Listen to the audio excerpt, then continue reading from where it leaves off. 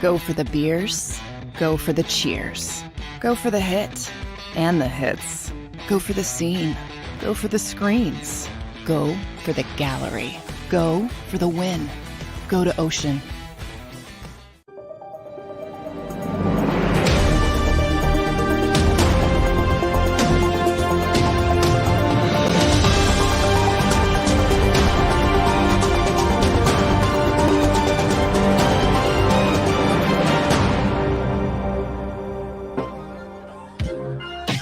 Oh, what's up, everybody? Happy Friday Eve. That is Derek.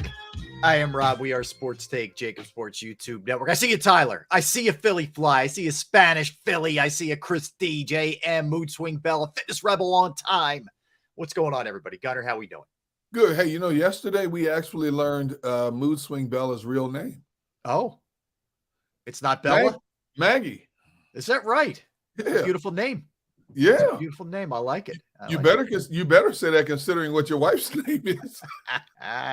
Exactly, man. Okay. I like it. Yeah, that's great. Hey, I got to ask you, you were away. How did the graduation go?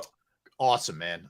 Thank you. It went really well. It was, so it was outside, but we did it early. It was at 10 o'clock yesterday morning. And we were done by probably 11:30-ish, somewhere in that neighborhood, before, it got a little bit worse in terms of because we didn't notice, honestly, we didn't notice anything in terms of like difficulty breathing or bad, whatever, air quality and all that. So no, it was good. Everything went off without a hitch.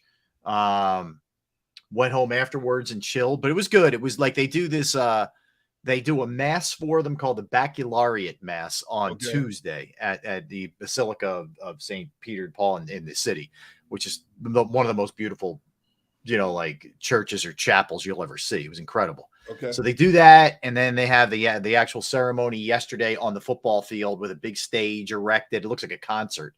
And yeah, got through it. I was telling you guys in the pre-show meeting. So in 2020, when my son graduated, yes, everything was shut down, and the school did the best. They did the best they could. They did this sort of like online thing, but it's not the same.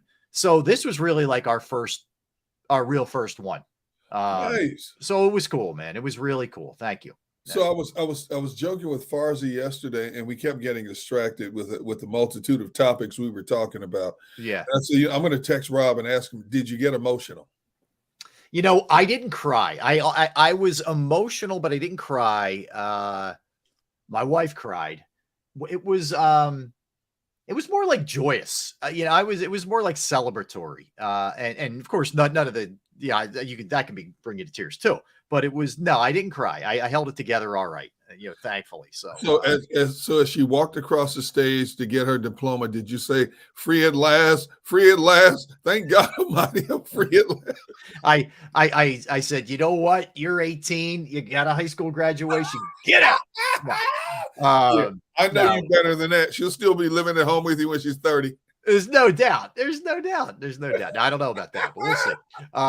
But yeah, no, it was great, man. It was, I honestly, I went off without a hitch, and I know we're going through some crazy stuff, sort of weather-wise now, but like, at least it didn't rain. It wasn't super hot. Like I mean, like I have no complaints. It was a great day.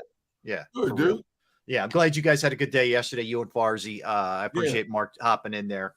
But the good thing is we got a lot to do. And by the way, what's up, Duck? What is up? And I appreciate all the congratulatory greetings from everybody. Thank you.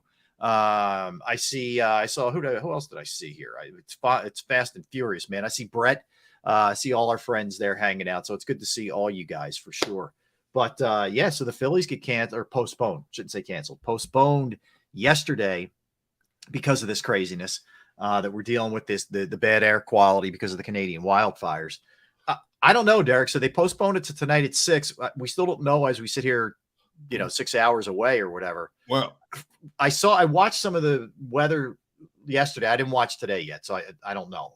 But they said they thought it was going to be a little bit better late as the day goes on. Yeah. So I think they're hoping to get it in. I don't know. I think logistically it worked because both teams had a day off today. Right. I don't think they want to get involved in any of that stuff, as the season goes on. So I think they're hoping to get it in. I don't know. I'm always watching these weather channels and all these weather apps, and my family, my kids always said, Dad, you should have been a meteorologist instead of sportscaster, because ever since I'm always giving weather updates, winter, spring, summer, fall. And so I've been watching these charts that the local stations have put up, like dangerous, hazardous. And we have been in the hazardous zone since yesterday, even this morning. And I went out and ran an errand, went to Walmart this morning. And the funny thing is, they canceled the Phillies game, but my 4-year-old grandson had his final T-ball game of the season yesterday at 6 o'clock in the evening. They still played the game. Oh, wow. Okay. Now, it's only a 3-inning game, and they have like 8-9 players per team, so everybody bats every inning. Yeah, and it's quick. You're out of there probably in an hour and 15 minutes. Yeah, it took exactly an hour to play this last game, and then they got the trophies and all that good stuff for them. Right. When we initially started the game, you could see the haze everywhere. But by the second inning of the game, and you could start to smell the smoke, and we're like, what in the world? And even this morning, when I went out, you could still smell the smoke. And they say it's supposed to be, it was worse this morning than it was yesterday.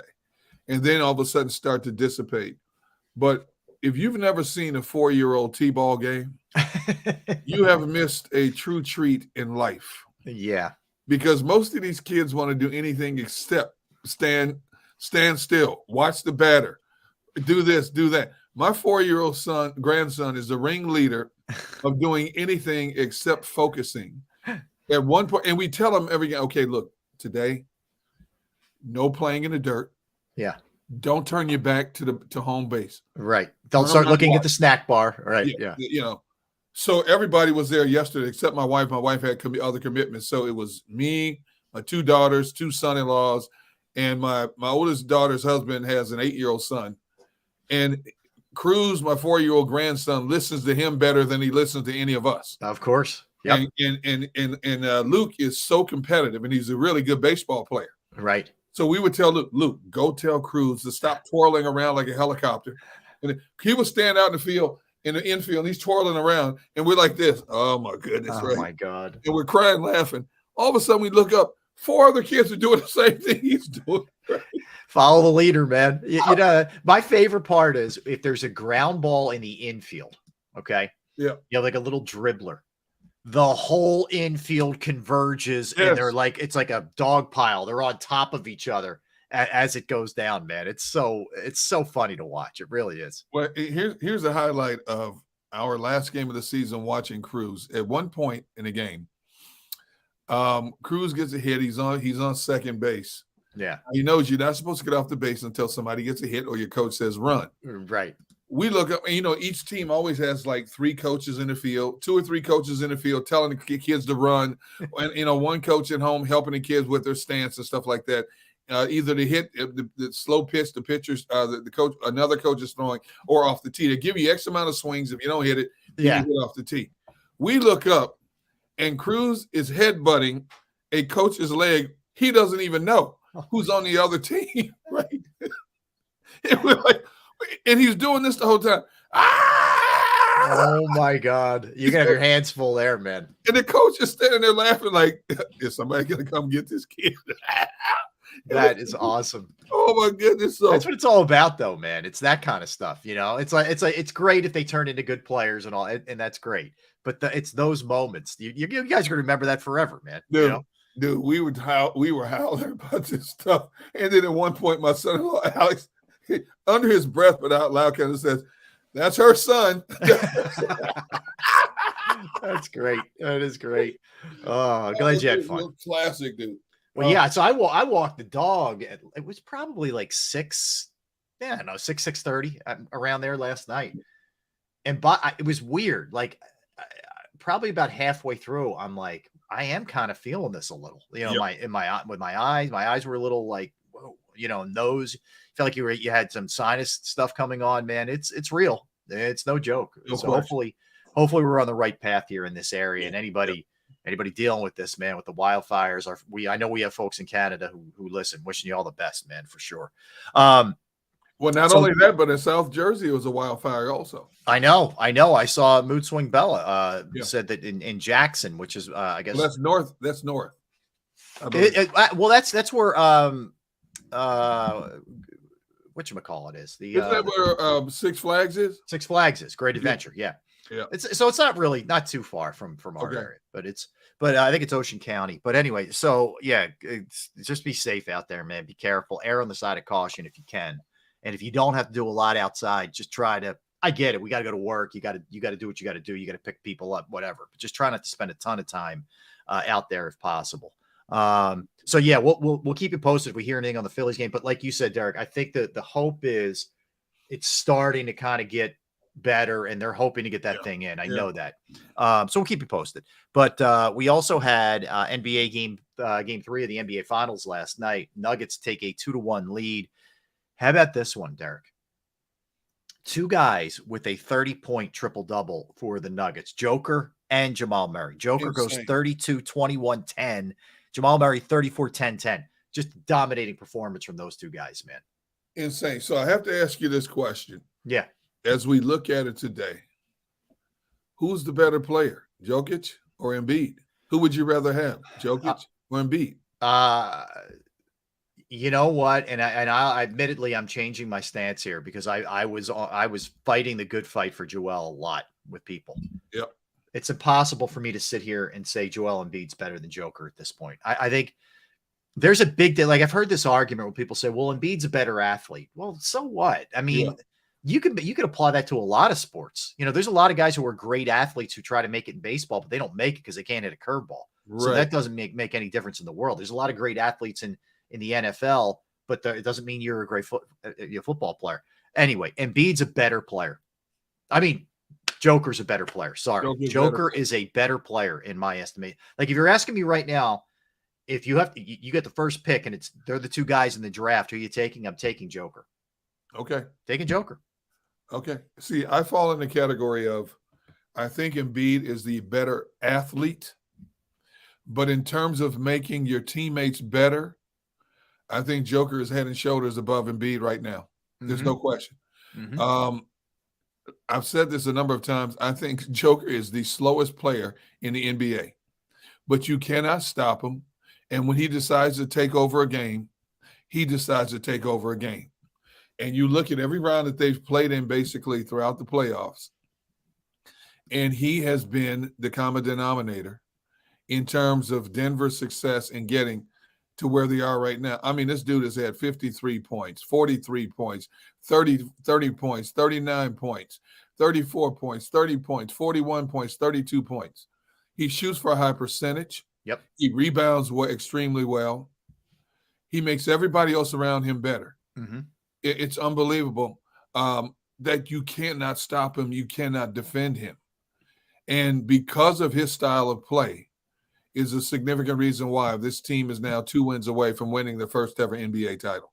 Yeah, I concur. There's not much else I can add to that. I mean, I think at this point, if you're still saying Embiid, you just biased. You know what I mean? And like I said, I was on the Embiid, tip with this the whole way, but it's Joker now. And Joker, not only that, Derek, everything you just laid out, but also in the biggest of spots, he shows up. There's never a game like can you remember a playoff game where you're like, Joker didn't even show up in that game? Nope. No, I can't either. Nope. So, and the other thing is he doesn't have to be lighting the world on fire offensively to impact the game in a ton of different ways because of his passing, because of his ability to rebound. Like if you're asking me who's a better straight up defender, it's Joel Embiid, but who's a better basketball player? It's Joker. I mean, it just is. I think Lil Tone says it best here in the chat, says playing one-on-one, pick up basketball and Embiid. But if I have to build a team, Jokic. Exactly. I agree with that. Exactly. I agree with that 100%. Yeah, I agree. Denver think about how long Denver has been assembling this team that they have right now around Jokic, and it's paying off for them. And you look at how long we had to go through the process, 10 years of the process, and it's never gotten better. It's leveled off. Yeah. The Sixers have been a consistent playoff team in recent years, but they can't get past that one dark cloud, which is the second round. And so now we're looking at the prospects of them possibly having to take a step back to try to get ahead now. Yeah. And they can't step too far back because of the cap restraint they're in right now. And so we're going to be looking at another team hovering around 50 wins, getting in the playoffs, and possibly exiting in the first or second round. Yep. And you look at Denver's so-called process, it has gotten them, it took a while, considering they'd never been to the NBA Finals before. It's taken a while to get it right, but they finally got it right. The 1-2 combination of Jokic and Murray are second to none in the NBA right now. Deadly. Well, Sills asks a good question. So he says, is he already top center? I would say this, Sills. He's got to win this one, right? But the series obviously isn't over yet, and Miami's never a team you count out. But if he wins this, coupled with the ridiculous numbers that he's putting up, absolutely, I put him in the top 10. Yeah, if he's got to win it. And he's still not old. Like you could be looking at multiple championships from this guy with multiple MVPs, damn near triple double numbers every single night. I mean, it's real. It is real what's going on there with him. See, I hear what you're saying, but I would say even if he doesn't win it, I can't think of 9 centers in the game right now better than him, to be honest with you. Oh, now for sure. Yeah, I think Sills is saying all time. Oh, all time? Yeah. Is that what he's saying? All time? I see what you're saying. Yeah, Dan, clarify if you could. Just throw. Are you talking about this season or all time? Yeah, I thought he meant all time. I'm sorry. If it's this season, it's a no-brainer. It's not even close. I mean, to me, he's the best in the game. Yeah, Sills is saying all time. Well, I can't put him in all time then. I can't do that. So I'm saying he's got to win it, but he's on a path without question. Without a doubt, he's on a path for it right now. I mean, he's the best passing big I've seen. In a lot, no question about it. So some of his touch passes are Magic Johnson-esque. Yeah. Some of the no-look passes he does, the bounce pass behind him, stuff like that. Yeah. I can't remember the last time I've seen a big man like him distribute the ball the way he does. Yeah. You know what? I was saying to my son last night, we were watching the game, and it's clear that this guy's like lived on a playground as a kid. Like he played at so much basketball. Yeah. Because he's got the handle, he's got the vision, he's got the ability to shoot a jump shot. And this is where I think a little bit Embiid gets hurt, because he started playing no fault of his own, because of where he grew up. He started playing the game later in life. Right. And he's made up for it and then some with the ground that he's covered. But there are some areas that you see he lacks a little bit. Like when they throw 2 or 3 at Joker, he makes always makes the good pass. Like Joel, it can be a panic sometimes. It can be some other things that go on there. And I think some of that is just simply inexperience overall from not playing the game a ton as a kid, So, Sills possibly has him as high as 6. That's high. That's a high ranking. Okay. So Sills puts in Jabbar, Shaq, Hakeem, Wilt, Malone, Moses. Yeah. I would also add David Robinson to that list. David Robinson. And who followed David Robinson in San Antonio? Tim Duncan. Now, do you consider him a center or a 4? I know he played mostly forward, but in Popovich's offense, he also played center at times. I guess you can. Yeah. Bill Russell was a 6'9" center. Is he better? Yeah, that's part of the challenge. Like I would consider 100%. I would consider Russell a center, and I would consider Duncan a power forward. Personally, that's just it's all preference. And I can't argue that. Argue that.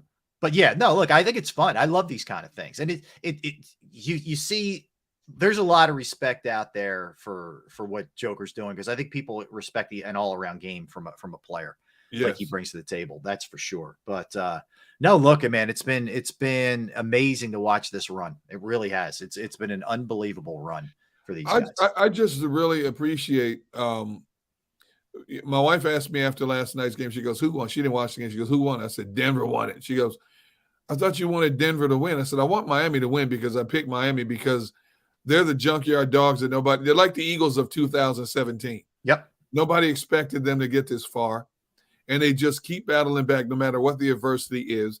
I love the Denver storyline. They've never been here before. It's a Cinderella season for them. So either way, but I'm leaning more towards Miami just because I said it early in the playoffs. I'm riding Miami in the playoffs. What stood out to me? Oh, sorry, guy. No, but to watch this Denver team play and how they complement each other. Yeah. And as good as Jokic is, he's not a one-man show. Oh, no.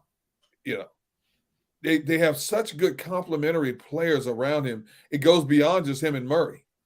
And that's why they are where they are right now. And whoever wins it, it's a great story. One we'll talk about for years to come because of how both teams got here.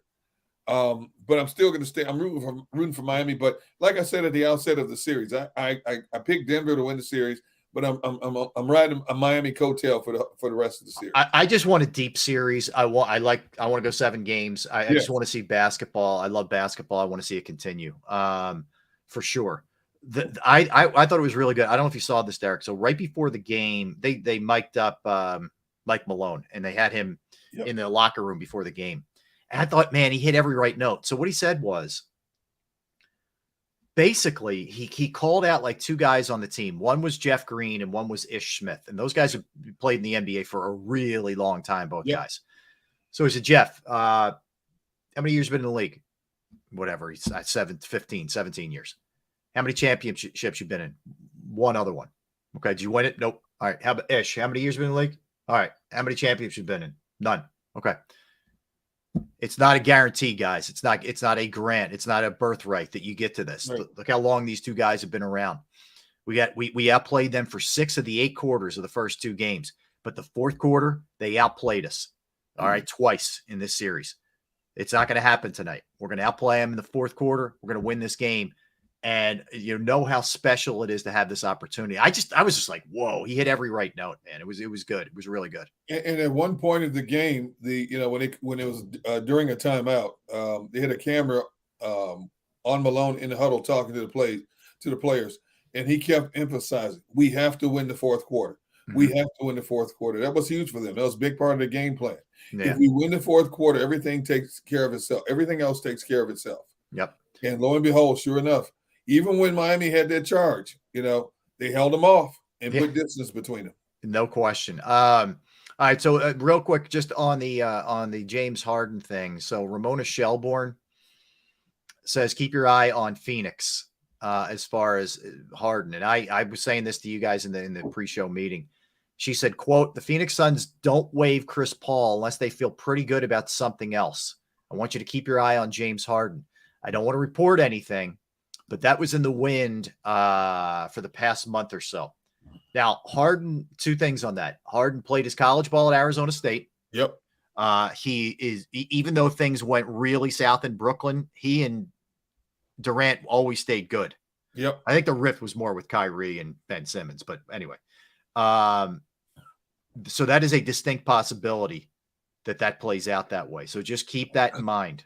You think they're the sleeper team? I think they're the sleeper team. I'm in full belief that he is absolutely jacking up the Sixers with Houston. Like I agree.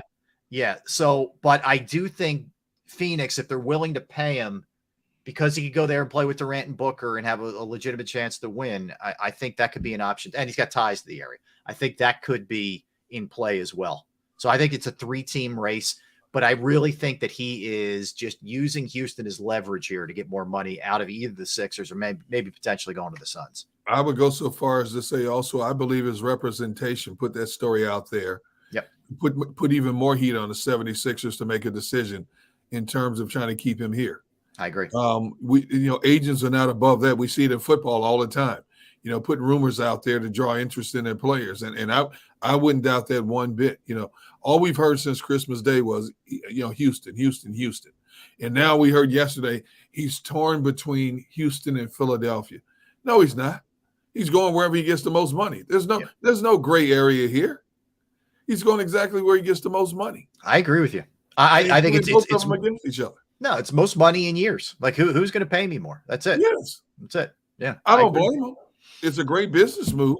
Yeah. It's a great marketing strategy. Mm-hmm. But it's the Jedi mind tricks they play. No doubt. You basically at Sixers, are you going to buckle? Are you going to give in?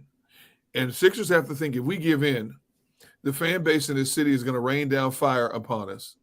But if we don't, and we're worse off for it, we're gonna kick ourselves throughout the season as we watch this team play. Yeah. Night in and night out. Let's get into that a little bit more later in our basketball segment, the whole Harden thing and what you do there, because I think it is fascinating.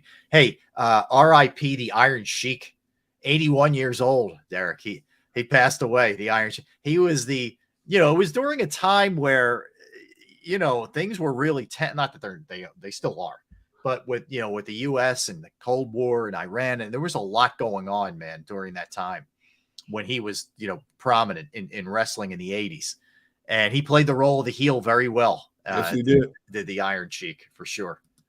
And then if you read about him, you find out he was completely opposite of what he portrayed as a wrestler. Right.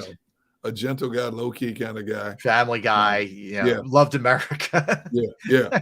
But played it to the hilt, and fans bit hook, line, and sinker. Yeah. Wow, 81 years old. Yep. And then you know what? That in and of itself, because these guys don't live super long lives, a lot of these wrestlers, because they beat themselves up. They really got there. A lot of them are in bad shape. I will just tell you that. So, but he lived a good life there. So yeah, he passed. Kate Scott, Sixers broadcaster, is going to be doing Seattle Seahawk pregame and Women's World Cup for FS1. She's going to be busy, man. Good for her. Kate is. Yep. Good for her. No question about it. Yeah, so that's pretty cool. All right, so we'll come back to a couple things on the Eagles OTAs. So today's the last day, Derek. I will tell you this: they moved it indoors because of the, what's happening with the air quality. But I'll tell you who Nick Sirianni said is having the most standout OTAs thus far in off season. All right, I'll share that with you. We'll talk some Eagles, and we're going to get into Nick Sirianni. Strengths, weaknesses, what we've seen from him for 2 years here as the Eagles head coach. We'll do some Philly stuff a little bit later. In our NFL segment, we're going to do buy, sell NFL. Buy, sell NFL. We did it with the Eagles a couple days back, so we'll do that as well. Philadelphia Sports Hall of Fame, stellar class. We'll tell you who's going into that as well. So we've got a lot of ground to cover. Don't go anywhere. He's Derek. I'm Rob. We are Sports Take. JAKIB Sports YouTube Network. Are you hungry? I know. Yeah, you don't want to go outside and grill any of that in this crazy weather. Bravo Pizza is the answer. Bravo Pizza of Havertown, in fact, is the answer. I'm thrilled that they're a part of the show, that they're a part of the channel. I've been going there since I was a kid. They've been family-owned since 1985. Alex, his dad from back in the day, but Alex is there and the crew 7 days a week, and they're just doing awesome stuff. The food is fresh daily. No waiting under a heat lamp and you taste it. You're like, oof, what is this? No, not the case. They offer 20 different styles of pizza. They have slices to go. The best is you can do you name it, they will make it. That's right. Specialized pizza your way. But it's not just pizza. They have fresh pasta. They have sandwiches. They have wraps. They have wings. They have salads. Bravo Pizza is also committed to the community. Fundraisers for charities, for schools, for Little Leagues, where the proceeds go to those organizations, as well as the Eagles Autism Challenge. You can follow them at the Bravo Pizza of Havertown on Instagram or Facebook for daily specials, promotions, and menus.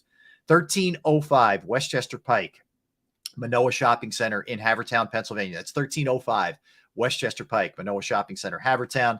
Can also give them a buzz. 610-446-3810. 610-446-3810. I see you, Duck. I know you're starved. You got to do it. Make it happen, man. Make it happen, Duck. Go to Bravo Pizza of Havertown. Do you stream on a Roku, Fire Stick, Google TV, or Apple TV? Now you can watch 6ABC 24/7 with the 6ABC Philadelphia streaming app. And the big story on Action News? Search 6ABC Philadelphia and start streaming today. Go to get your game on. Go for the beers. Go for the cheers. Go for the hit and the hits. Go for the stakes and the stakes. Go to get your parlay on. Go to get your party on. Go for the scene. Go for the screens. Go for the gallery. Go for the win. Go to Ocean. Visit theoceanac.com to plan your visit. The greatest fans on earth. It's a bold statement, but would you expect anything less from Philadelphia? 58 years of heartache creates a toughness, a grit, a resolve not found in most. Sure, our prayers were answered, but now that we've had a taste, we're looking for more. Pondley Hockey, official partner of the Philadelphia Eagles.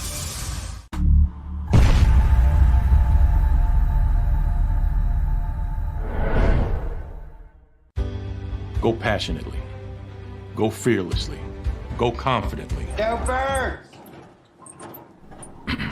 Go confidently towards your goals with First Trust, Philly's hometown bank for nearly 90 years and the official bank of the Philadelphia Eagles. We're focused on getting you over the goal line. So go with conviction, go with trust, and go forward with us by your side. First Trust Bank, the official bank of Philadelphia Dreams. Oh, and go Birds. All right, did you know I was the Mommy Slam Dunk Champion? Really? Yes, really don't sound so surprised. Let's see it. Oh, you're ready. All right, here we go. Let's hear the crowd. So go to right, go to left, fake 'em out. Mama, go up, up, up. She did it. Again? You can't avoid gravity, but United Healthcare can help you avoid financial surprises by helping you compare costs and doctor quality ratings. United Healthcare. Uh-huh.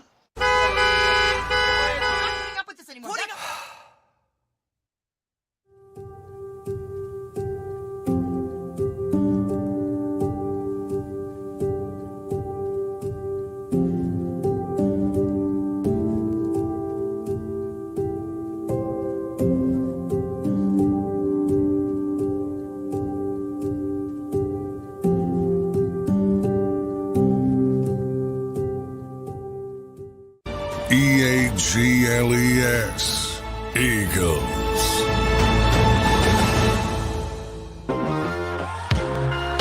Back. Love it. Thanks for hanging out with us. We are Sports Take, JAKIB Sports YouTube Network on this Thursday, Friday Eve, as we say. Smash that like button, Chris. We do appreciate it. Thank you, Duck, always. So a couple things, Gunner, here. Interesting, Eagles OTA's last day. They moved inside, as we mentioned, in the bubble. Just a precautionary. Nick Sirianni was asked who stood out most to him throughout the spring. All right, who was the player that has stood out most? Quez Watkins. Yeah. Quez can't control the outside noise, but he loves the way Quez has gone about his business thus far. So there they are pumping Quez up, or at least he is. I know a lot of people are down on Quez, and so are we, because of what he didn't do more so than what he did. He has the ability. He can stretch the field, one of the fastest players in the league. And I've got to give him the benefit of the doubt. It's easy to sit and be an armchair quarterback or coach and break down an individual and chastise them for what they didn't do, especially considering he could have caught a momentum-shifting big play in that second half of the Super Bowl. But I do think he has some qualities. There are things he needs to work on. We're not going to find out how well he's worked on these things, concentration, security football, so on and so forth, until the season actually unfolds. Rob, you know me, when it comes to OTAs and mini camps, I don't get too jacked up, because they're controlled environments. I want to see him perform when he's looking for somebody coming over the middle to take his his head off, when he hears the footsteps, when he's trying to wrestle a ball away from a defender. Can he out-muscle a defender? We know he can get by just about anybody he wants to, but can he out-muscle? Can he out-maneuver defenders? Can he focus enough to secure the football? Can he win the 50-50 balls? Things of that nature. There's a whole lot of questions about him to answer, and I can't say I'm down on Quez Watkins right now because the season hasn't started. The past is in the past. He knows what he needs to do. I guarantee you, is as is the case with every team, when a season ends, coaches talk to players individually about what they need to work on for the next upcoming season. So I'm waiting to see, because we haven't heard much about him in the offseason and his workouts, what he's done, where he has improved in those areas. So I'm going to give him the benefit of the doubt until further notice. I'm going to go the other way. Like, I don't think he earned the benefit of the doubt last year. Like, for me, he's got to prove it to me in a big way that he can do it in the big spots for all the reasons you just mentioned, because his mistakes last year were critical. Like, I think he lost the Washington game. I think he really hurt them in the Super Bowl, like big spots. So he's got to show me, like, I hope. Look, the one thing I will give Quez Watkins is after the season was over, he said, my play was down from the year before. I didn't do a good enough job. It's on me. He was very accountable, and I respect that. And, he was very much I got to be better. I got a lot of work to do and all that. So there was no excuses made and no finger pointing or any of that. He pointed it right at himself. So look, I hope he does well. They need that third receiver spot right now. It's between he and, Olamide Zaccheaus. We'll see. I think they're different kind of players. One's a possession guy, one's a burner, but they need him to step up. They need to, take a little bit of the heat off Devontae and AJ. So, look, I hope it works out, but I need to see it before I believe it. And I get that he has something that is not teachable with that speed. Got to catch the ball, got to secure the ball too after you catch it. So you're not willing to forgive and forget just yet? Not yet. Not there yet. Come on, man. Don't be that Philadelphia fan.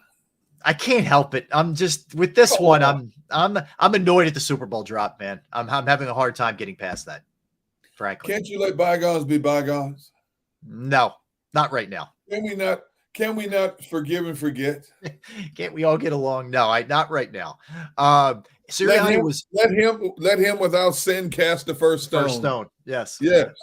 So Nick Sirianni was asked if they have any interest in DeAndre Hopkins, and he said, quote, "I really like our room," but he also added, "Never say never." Right. So for whatever that's worth, just take it for what it's worth. We'll talk about this later, but DeAndre Hopkins is visiting with the Titans today. I think that'd actually be a really good move for the Titans. Personally, you get a weapon like that. Yeah. For Nick Sirianni right now, it's thanks, but no thanks. Yeah. DeAndre is still trying to command the top dollar out there, and somebody's going to pay him more. No question about it. There are going to be teams that are going to jump because they feel that they need that one extra receiver. He is considered one of the most sure-handed receivers in the game. Even at 31, makes these acrobatic catches, has some of the strongest hands in the game, and somebody's going to buckle and pay him. I don't see the Eagles paying him that kind of money. They already have big money tied up into a first-round pick, into Devontae Smith, and, of course, the receiver they traded for in A.J. Brown. Yep. I don't see them putting that kind of money into three receivers. You're not going to get the DeAndre Hopkins at a bargain basement price like you will like a Linval Joseph or an Ndamukong Suh. So, therefore, unless he is still sitting there in August and early September, and the Eagles look at Quez Watkins, your guy, and say, you know what, he's just not cutting it, that's the only way DeAndre Hopkins comes here. I'm with you. Look, I'm with you. I don't think they can do it financially either. And I know Howie's a wizard who can figure almost anything out, but I don't see it. I don't see them being able to pull that off. Look, would you love to have 3 All-Pros? Yes, you would, but you have 2 All-Pros. You're in pretty good shape at the receiver spot, yes. Barring anybody going down.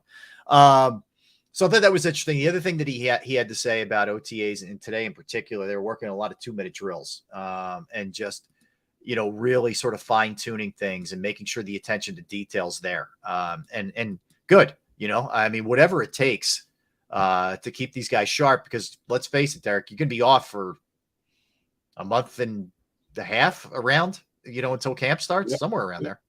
6 weeks. Yeah. This is like cram course Thursday. This is the last chance you have these guys assembled. All right, we're going to go over this. This is what I need you guys to think about. What we're going to emphasize when you come back. One of the things we're going to emphasize when you come back, and he's getting everything he can in. He's getting a maximum amount in a minimal amount of time that he can get these guys. I will also tell you this. I guarantee you there is a conversation between Sirianni, the coaching staff, and the head of security.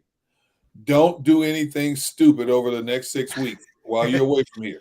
Yeah. Have you not been following what has been going on this offseason around the league? Don't get yourselves in a position where you're embarrassing yourself and, more importantly, embarrassing this organization. I guarantee you that conversation is being discussed before they go their separate ways. Well, I first off, I agree. There's no question that that's happening. I agree. And, really, if you think about it, Derek, considering some of the stuff that we see from other teams, the Eagles have had pretty good character guys for the most part for a long while now. Yep. They really, you don't see a lot of this stuff that so-and-so got arrested in the offseason. There's not very much of it at all with the Eagles. So they must do a pretty good job of driving that home. It's also a good job of selecting the right people and bringing the right people in, frankly.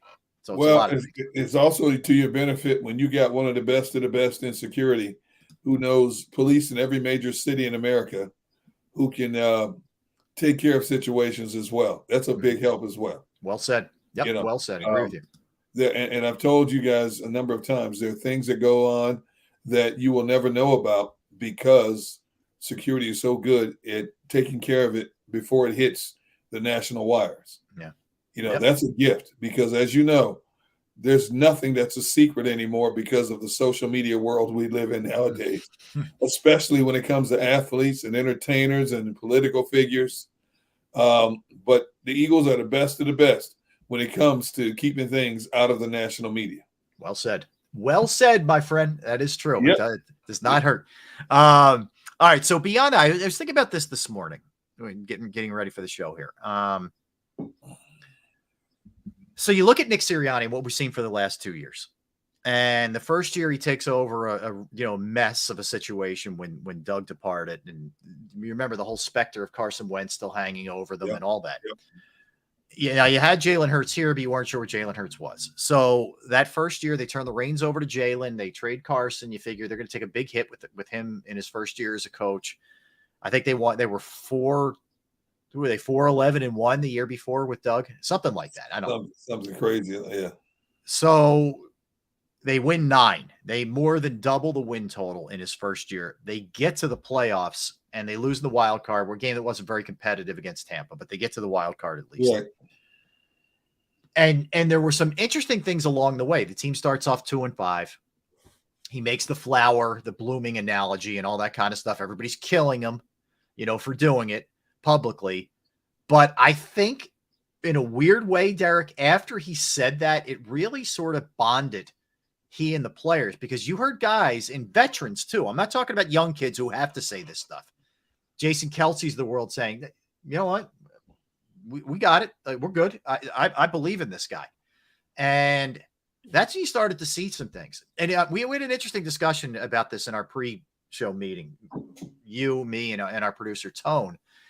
And what we were talking about, a lot of the things with Nick isn't necessarily tangible. It's intangible. What I mean by that is culture. He's a guy who connects. There's buy-in. He's genuine. There's a willingness to trust his coaches, a la turning over the play calling to Shane Steichen in his first year. Those things aren't necessarily, oh my God, he's unbelievable at X's and O's and all that, And it like, to me, it just shows there's many different ways that you can win this thing. And I think that's the biggest thing with Sirianni is those guys believe in him and they think he's genuine. And that's half the battle sometimes for these guys wanting to lay their bodies on the line for you. Winning the locker room starts with winning the veteran brain trust in a locker room. And when you get the glowing endorsements from a Jason Kelsey, Brandon Graham, Lane Johnson, Fletcher Cox, it trickles down because the other players and the newcomers all look to the established players in the locker room. So he was smart enough to win those people over first. And then everybody else falls in line. I think he's a great administrator and a great communicator. He thinks on the level of the players. He knows how to joke around with them. When he made that comment about the flowers growing, we're like, what the heck is this? Never heard this stuff before, because at the time he made it, they were, I think, 2-5. They were. They were 2-5 when he made the comment. Lo and behold, all of a sudden the season turns around. They get to the playoffs, and everybody's like, we didn't expect this. And then you look at what he did the second year. He wears the T-shirts with the player's caricature on it or the colorful sayings. He's shown that he can be a regular guy. He has shown that he can put a winning entity on the field. He has also shown that he doesn't back away when he has to get in somebody's grill. And I think the players respect him more when he has to raise his voice instead of cowering or pouting about it. I think players respect it more, and they're the first ones to say, you know what, I do need to step it up. And whatever I wasn't doing, I need to step it up and get in line to keep this machine going. I think he is the perfect coach for today's type player. We always talk about how you need 53 psychologists to coach the players. The days of the Tom Landrys and the Vince Lombardis and the Chuck Knowles, those days are long gone, where you treat everybody the same. You have to have 53 psychologists. I think he does a good job of being a psychologist to everybody on that team, knowing how everybody ticks. He finds out about personal interests they have. There's not this fine line between I'm the coach, you're the player. You can cross over that line, and he lets players know about him. They feel comfortable talking to him about situations that are not related to football, and that's a gift. That's how you develop a winning culture. That's how you develop a winning locker room attitude, when you can do all of those things well. Now, in terms of his deficiencies, to be honest with you, Rob, I haven't seen many deficiencies at all in his overall, makeup and nature. A couple of times, maybe misused the clock management. A couple of times may have called the wrong plays, but for the most part, everything he's done has worked for this team. I'm with you. Like, if you sit there and here's what I got to with the weaknesses, right? And it's both really debatable. Maybe he hasn't, and I think this falls on Howie too, but they haven't done a great job special teams, right? Other than Jake Elliott, whether that's Howie needs to do a better job giving him players, or it's not being taught well and you're not recognizing that or whatever. I think that's, if there's a little, whatever, that's one. And I don't know, like, I kind of went back and forth on this. You tell me what you think, because I think it works in his favor in a lot of ways. And it probably works more in his favor than against him. But does he sometimes get too emotional in situations where on the sideline, whether he's ticked off at a ref or there's just something going on that maybe it takes away a little bit? I don't know. I'm really nitpicking here, when I say that, admittedly. Like, there isn't a ton. I look at it like this. I think players love a passion. You look at what he did after they eked out that win in Indianapolis last year, 17-16. He turns to the stands, he's pumping his fists, he's high-fiving people, because that was for Frank Reich as much as it was for the Philadelphia Eagles, the way the Colts let Frank Reich go unexpectedly. And then you see him standing on the sideline during the national anthem of the Super Bowl, and he's got tears coming down his face. I don't think there's anything wrong with that, showing that you are human as well. I think players love that. We look at sports where coaches are so robotic in a lot of ways. They have to have this certain persona about them that lets the team know that, number one, it's my team. Number two, I'm going to lead you through all things. And most coaches are very emotionless, except when they're yelling at referees. Yeah. But he's not afraid to let you know that he's human also. And, he has compassion. He's a disciplinarian.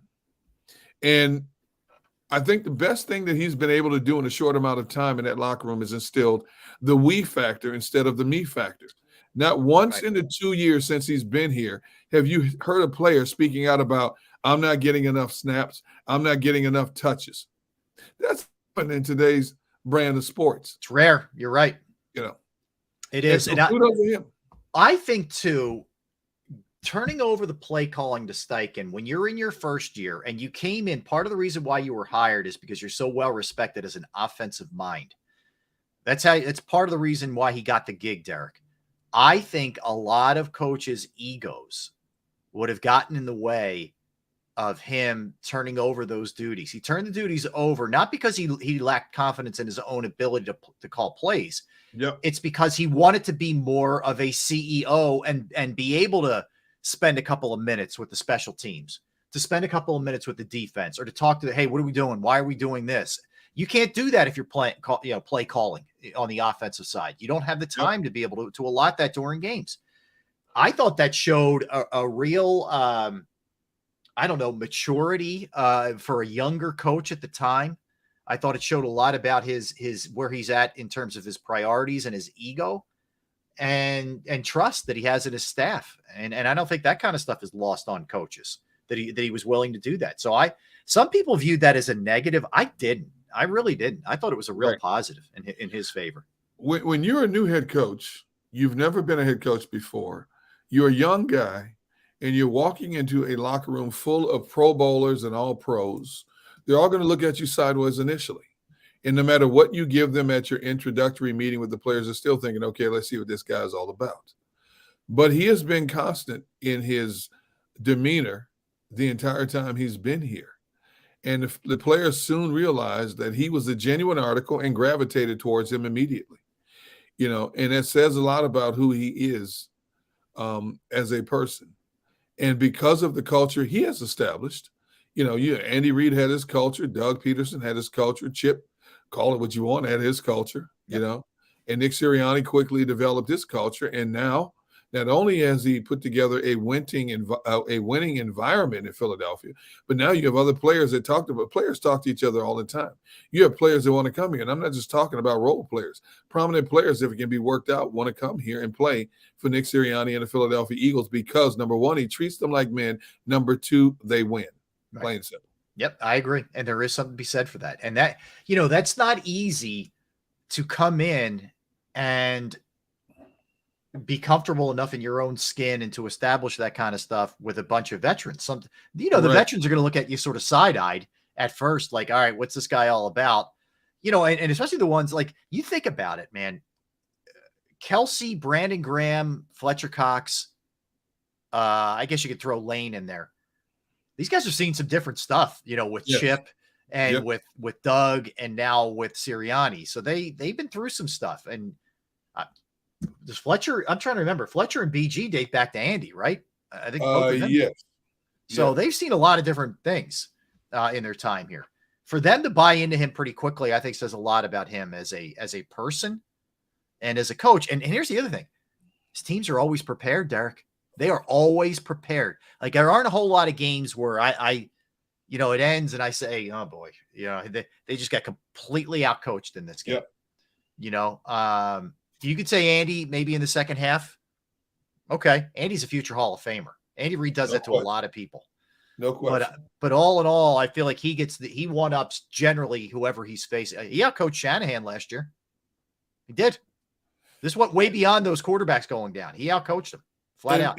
And who better to deliver a message of, look, stay the course and we'll be fine than, like you just said, BG and Fletcher Cox. Yep. Because my message to anybody coming in and say, look, whether it's a rookie or a veteran coming in, hey, look, we found a way to win under Andy. We found a way to win under Chip. We found a way to win it all under Doug. And we found a way to win it in 2 years under Nick. Just stay the course. Do what you're supposed to do, and everything else takes care of itself. Yeah. Plain and simple. Yep. Yeah. Well said. Well said. Yeah. So, I mean, it's interesting to look at this and figure out. You're right. I mean, I can't remember the last time we were 2 years into a coach's tenure and you had to really sit there and think for a minute, like, what are the negatives? They usually come to mind pretty quickly. That's for sure. So with Nick, that's a compliment, that's the question, man. Mm-hmm. Here's a question though. I do have for you along those lines, and this is not his fault. It's just the reality of the league. You lost two coordinators. You lost a couple other coaches here. This can tend to be the downfall of a coach, whether a quick one or a slow one. I think Andy, it was like a slow death. I think with Doug, it happened pretty quickly because they didn't replace their assistant coaches very well, frankly. This is where you better be right, and you and the organization better be right about Sean Desai and Brian Johnson. That's right. Because this is going to be a huge, huge thing because you're not dealing with the same two guys you had the last 2 years with Gannon and Steichen. It's amazing how a head coach can maintain status quo, what he has implemented. But you're right, assistant coaches could be the ones that open a trap door for him. There are things you cannot control. You cannot control your assistants getting a better job. You can't. And it's hard. It's hard to bring in the right people to replace them, especially when you've had the measure of success this team had on both sides of the football in the previous year. Because no matter what you do, initially you say, well, okay, let's give them time. But as we know, as a professional coach, especially in football, you don't get a lot of time. You might get one season and that's it. Look at what happened with Michael Clay. After one season, everybody wanted to run him out of town. Sirianni keeps bringing him back. Time is of the essence in the National Football League. And we're going to find out real quick. And I've said this before and I'll say it again. I think, especially on the defensive side, it's going to be unfair to compare anything Sean Desai does to what they did under Jonathan Gannon. Because as much as I was not a fan of Jonathan Gannon. That team excelled in spite of what he did not do because of the depth of talent on that team. Mm-hmm. I mean, they had Pro Bowlers. They had multiple Pro Bowlers on both sides of football. They were loaded. 17 players. Yep. 17 players that were either first or second team Pro Bowl last year. That's a phenomenal number. Mm-hmm. Now, you may not have that this year. I don't think you're going to get anywhere near 70 sacks this year. Right. But it doesn't mean you can't be a good defense. But unfortunately, Sean Desai walks into a situation and his revamped coaching staff that they're going to be compared to what happened last year. You're right, Derek. I mean, and anytime you have, I'm talking players now, anytime you have personnel turnover on one side of the ball, you're going to have to allot some patience here. You know, you're going to count on Jalen Carter, you're Jordan Davis with an increased role, Milton Williams with an increased role, new linebackers, safeties looking different. You still have a lot of really good pieces on defense. Don't get me wrong. And I think by the end of the year, they're going to be one of the better defenses, but you can't expect that right away out of the chute. In fairness, you just can't. And then this is where I'm with you. Like, I give Desai way more rope than I would give Brian Johnson. Like, Brian Johnson, they need to be pretty close to hitting the ground running with this offense. Yes. Defense, okay. You know, I get it. The fortunate thing is the early part of the schedule is definitely more favorable for the Eagles, period, than it is later. So you better have figured this out about midway through defensively. The one negative that could be there is if the defense costs them games early, then that grace period shortens real quick. Yes. With Desai. Now, MCAS makes a good point. We've said it before. Having a Matt Patricia there, who's a good coordinator, not a good head coach, good defensive coach, helps the situation. But it's going to take time. I don't care if it's Desai, Patricia, or all the coaches collectively. It's going to take some time for everybody to get on the same page. It is. It just is. Anytime you go to training camp, offense is always ahead of defense. It's just the case. And because you have such a turnover on the defensive side of the ball, it's going to take a little bit longer, you know, for it to be more of a cohesive unit. Whether it's one game or 4 games, you know, anywhere between it, it's going to take that time. You're right. The offense should come out scoring 28, 30 points a game accidentally because basically it's the same personnel and the same offense, even though it's a different coordinator, but he was there the previous year. Now, he's going to want to put his own niche on it in certain downs and situations and go to different plays maybe. That's understandable, but they better work. They better work because people are going to call you out. Media and fans alike are going to call you out if it doesn't work. Yeah. And everybody sort of has that fear factor, like, because there's been such a history of coaches leaving and then you don't replace them well. So that's going to be, you know, on their mind. But yeah, you're right. I mean, the Matt Patricia thing is interesting. Like, I don't know how much say he's going to have. I don't know how much of a role he's really going to play. Right. But you know, they wanted somebody with experience. He has experience, for better or worse.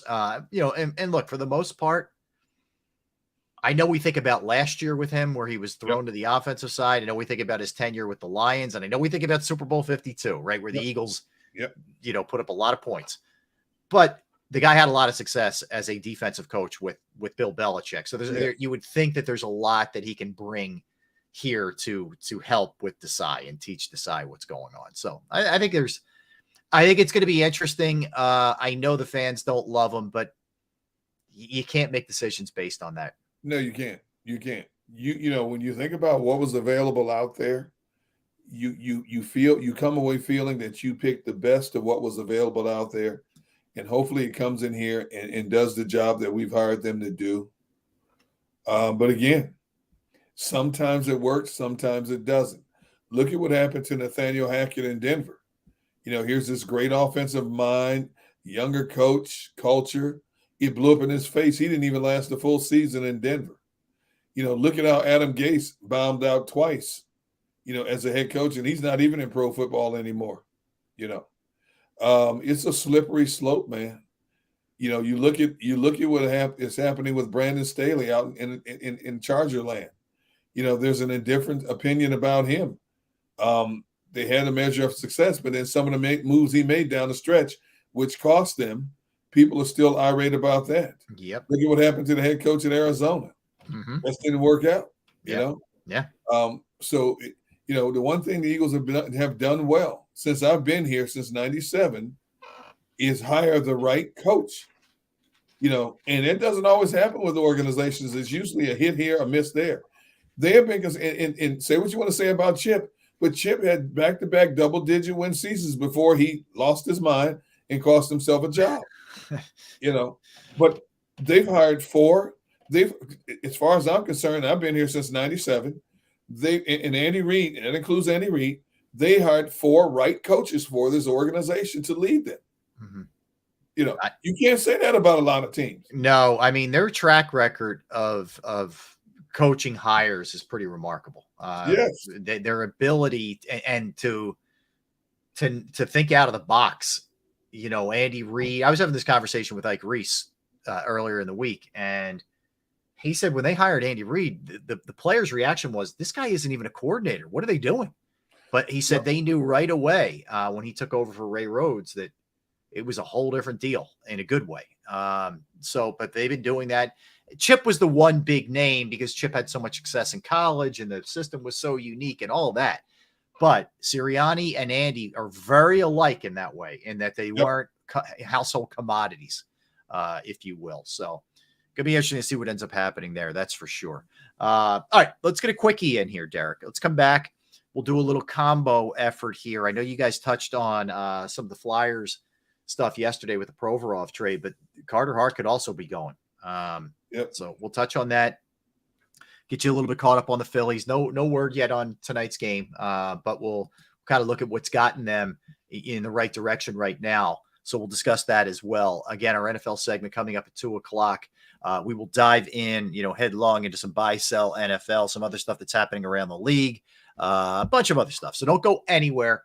He's Derek Gunn. I am Rob Ellis. We are Sports Take, JAKIB Sports YouTube Network with you on this Thursday. Let's talk about Jim Murray and Principal Financial Group, because it's hard to find the right person. It's hard to find the right person that you trust. It's hard to find the right person you're comfortable with asking, all the questions that are necessary when you're investing your hard-earned money. And it can be confusing sometimes. So you need someone who's there, as a sounding board, more or less. I found that right person with Jim Murray and Principal Financial Group, whether it's retirement planning, 401k review, insurance review. You might have a small business and you're looking for help with your employee benefits. That's another resource that Jim can help you with. I know personally, I've entrusted my IRA, my 401k rollovers with Jim, and I couldn't be any happier. You will be too. Give him a call, 610-996-4751, 610-996-4751. You could also email him, Murray, MURRAY, .jim@principal.com. That's murray.jim@principal.com.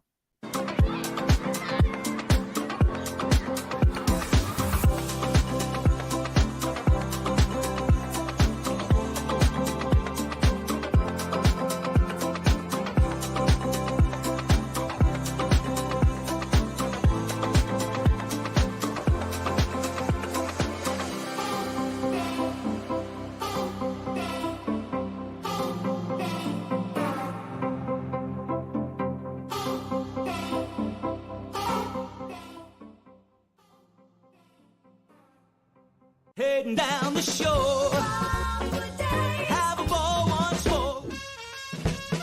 Here, imaginations run wild and time stands still. Because here, you can find the best of the Jersey Shore, all on one 5-mile island. So leave the old you behind and get lost in the woods. Wild, wild, wildwood days.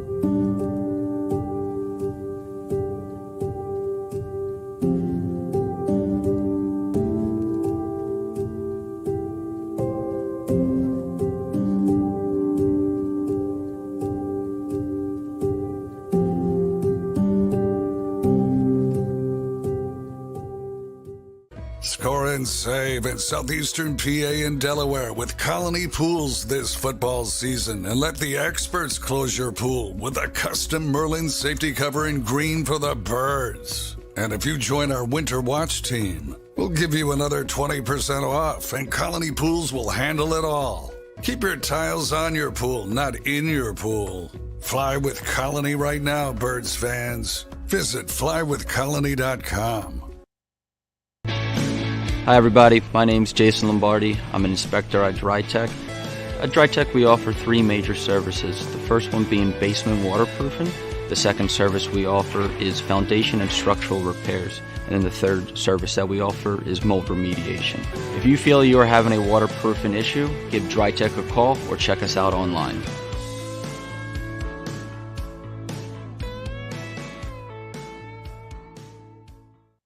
EAGLES, Eagles.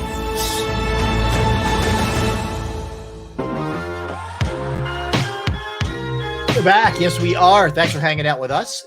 He's Derek. I'm Rob. We're Sports Take, JAKIB Sports YouTube Network. Let's smash that like button, friends. If we could, tell a friend as well. All right, a couple things, Derek. No word yet on the Phillies game tonight, 6 o'clock. We'll keep you posted if we hear anything. Last night's game was postponed because of the air quality or lack thereof, and the game is supposed to go off at 6:05 tonight. They've won 4 straight. They're 29-32 on the season. I think we've seen a couple of things happen for this team of late. Now, keep in mind first, in fairness, they're not playing the greatest teams in the world. They, to their credit, they took care of business against the Nationals, and so far so good against the Tigers. Not great teams, but so what? Phillies haven't been playing like a really good team either, so they're doing what they needed to be doing. But they've gotten good starting pitching. We saw it with Nola. We saw it with Taijuan Walker 2 nights ago. Man, that game flew. I'm sure you and Mark talked about it. That game, 2 hours, 7 minutes. Oh my God, man. I couldn't believe it. Like, I had that one of the functions for my daughter for her graduation, and I got back. We grabbed a bite to eat on the way home, and I walk in like, yeah, game's over. I'm like, it's 9, whatever it was. And crazy. But anyway. 2 hours, 7 minutes. When you consider how long you have to stand in some lines just to get food or a beverage, right. 2 hours, 7 minutes is barely enough time to get yourself a hot dog and a beverage and get comfortable in the seat before you're like, that's it? Yeah. I'm going home? What? That's old school. That's like a Steve Carlton, start where he was just dealing and getting the ball going, man. So good sign. But so they win. They've won a couple in a row. I think they've gotten a combination of really good starting pitching, and the bats, for the most part, have gotten them going early, which lends to confidence for a starter where you don't feel like you have to nibble, where you have to be perfect, where you got to hit the blacks the whole time. You got to be right on. I think they've done really, really well, man, so far with their starting pitching, and then for the bats to get going early has been big. Well, see, I'm going to fall into the category of how you feel about Quez Watkins. Okay. I am not going to sit here and applaud the Phillies yet because of who they played in Washington and Detroit. They tattooed Washington's pitching, and rightfully so. Now, Washington has a decent pitching staff, but the Phillies bats unloaded on them. Detroit is what we thought they were. And you got quality pitching performance against 2 of the weaker hitting teams in baseball. If they take 2 out of 3 from the Dodgers and get 2 out of 3 from the Mets next week, then I will change my tone. I need to see them play a better caliber of opponent before I'm going to say, okay, it's June. This is the June team I expect to see. Yeah. I can't get excited about them roughing up Detroit in Washington, because that's exactly what they're supposed to do. Even though they've played as badly as they have all season long, when you play Washington and Detroit, you still have superior talent over both of those teams, and you've done what we expect you to do. You've so far you've taken 4 out of 5 games. You said last Friday it's mandatory they take at least 4 out of 6. Now they have the possibility of taking 5 out of 6, so I'm not surprised. Dodgers are coming to town this weekend. We know what that team is capable of. They still have to go to Arizona, which is a good team. Yeah. They still have to play the Mets. They've got to play Tampa Bay, and they've got to play Miami, all before the All-Star break. Mm-hmm. So I'm going to wait until we get through. I'm going to give them their credit where credit is due, game in and game out, that they win. We're going to critique negatively the games that they lose, game in and game out. But in terms of formulating an overall bigger opinion and sample size, I'm going to wait and see the series of games that they play all the way through the All-Star break, because they have Oakland still to play, and they have another 3-game series coming up with Washington, so they should win those 2 series easily. But they've got some landmines in front of them between the Dodgers, the Mets, Tampa Bay, and Miami. Let's see what they do with those teams. I think everything you just said is very fair. I do. You're right. I mean, Dodgers for 3 this weekend is going to be an interesting little test here. Yep. Going to Arizona, who you mentioned is good. Yeah, you get the A's. Okay, but then it's Atlanta again. Oh, Atlanta. I forgot about Atlanta. Yeah. Yeah. And then it's the Mets again. So really, of the next 1, 2, 3, 4, 5 series, you have one cupcake, with the A's, and the rest are real. So I think, Derek, we'll have a pretty good gauge on following that June 25th game, which is a Sunday against the. We'll have a nice idea of if they're back, whatever that means, or if this is just kind of, we might look back and say, okay, they beat up on the Nats and the Tigers. Big deal. Yeah. So we're going to know pretty good in about, what's the date? Not the 8th. About 17 days. We'll have a pretty good idea. I'm still crossing my fingers when it comes to Aaron Nola. I'm definitely crossing my fingers when it comes to Zach Wheeler. Suarez has put together good back-to-back outings. Tahan had a good outing the other night. He's had 2 good outings back-to-back now.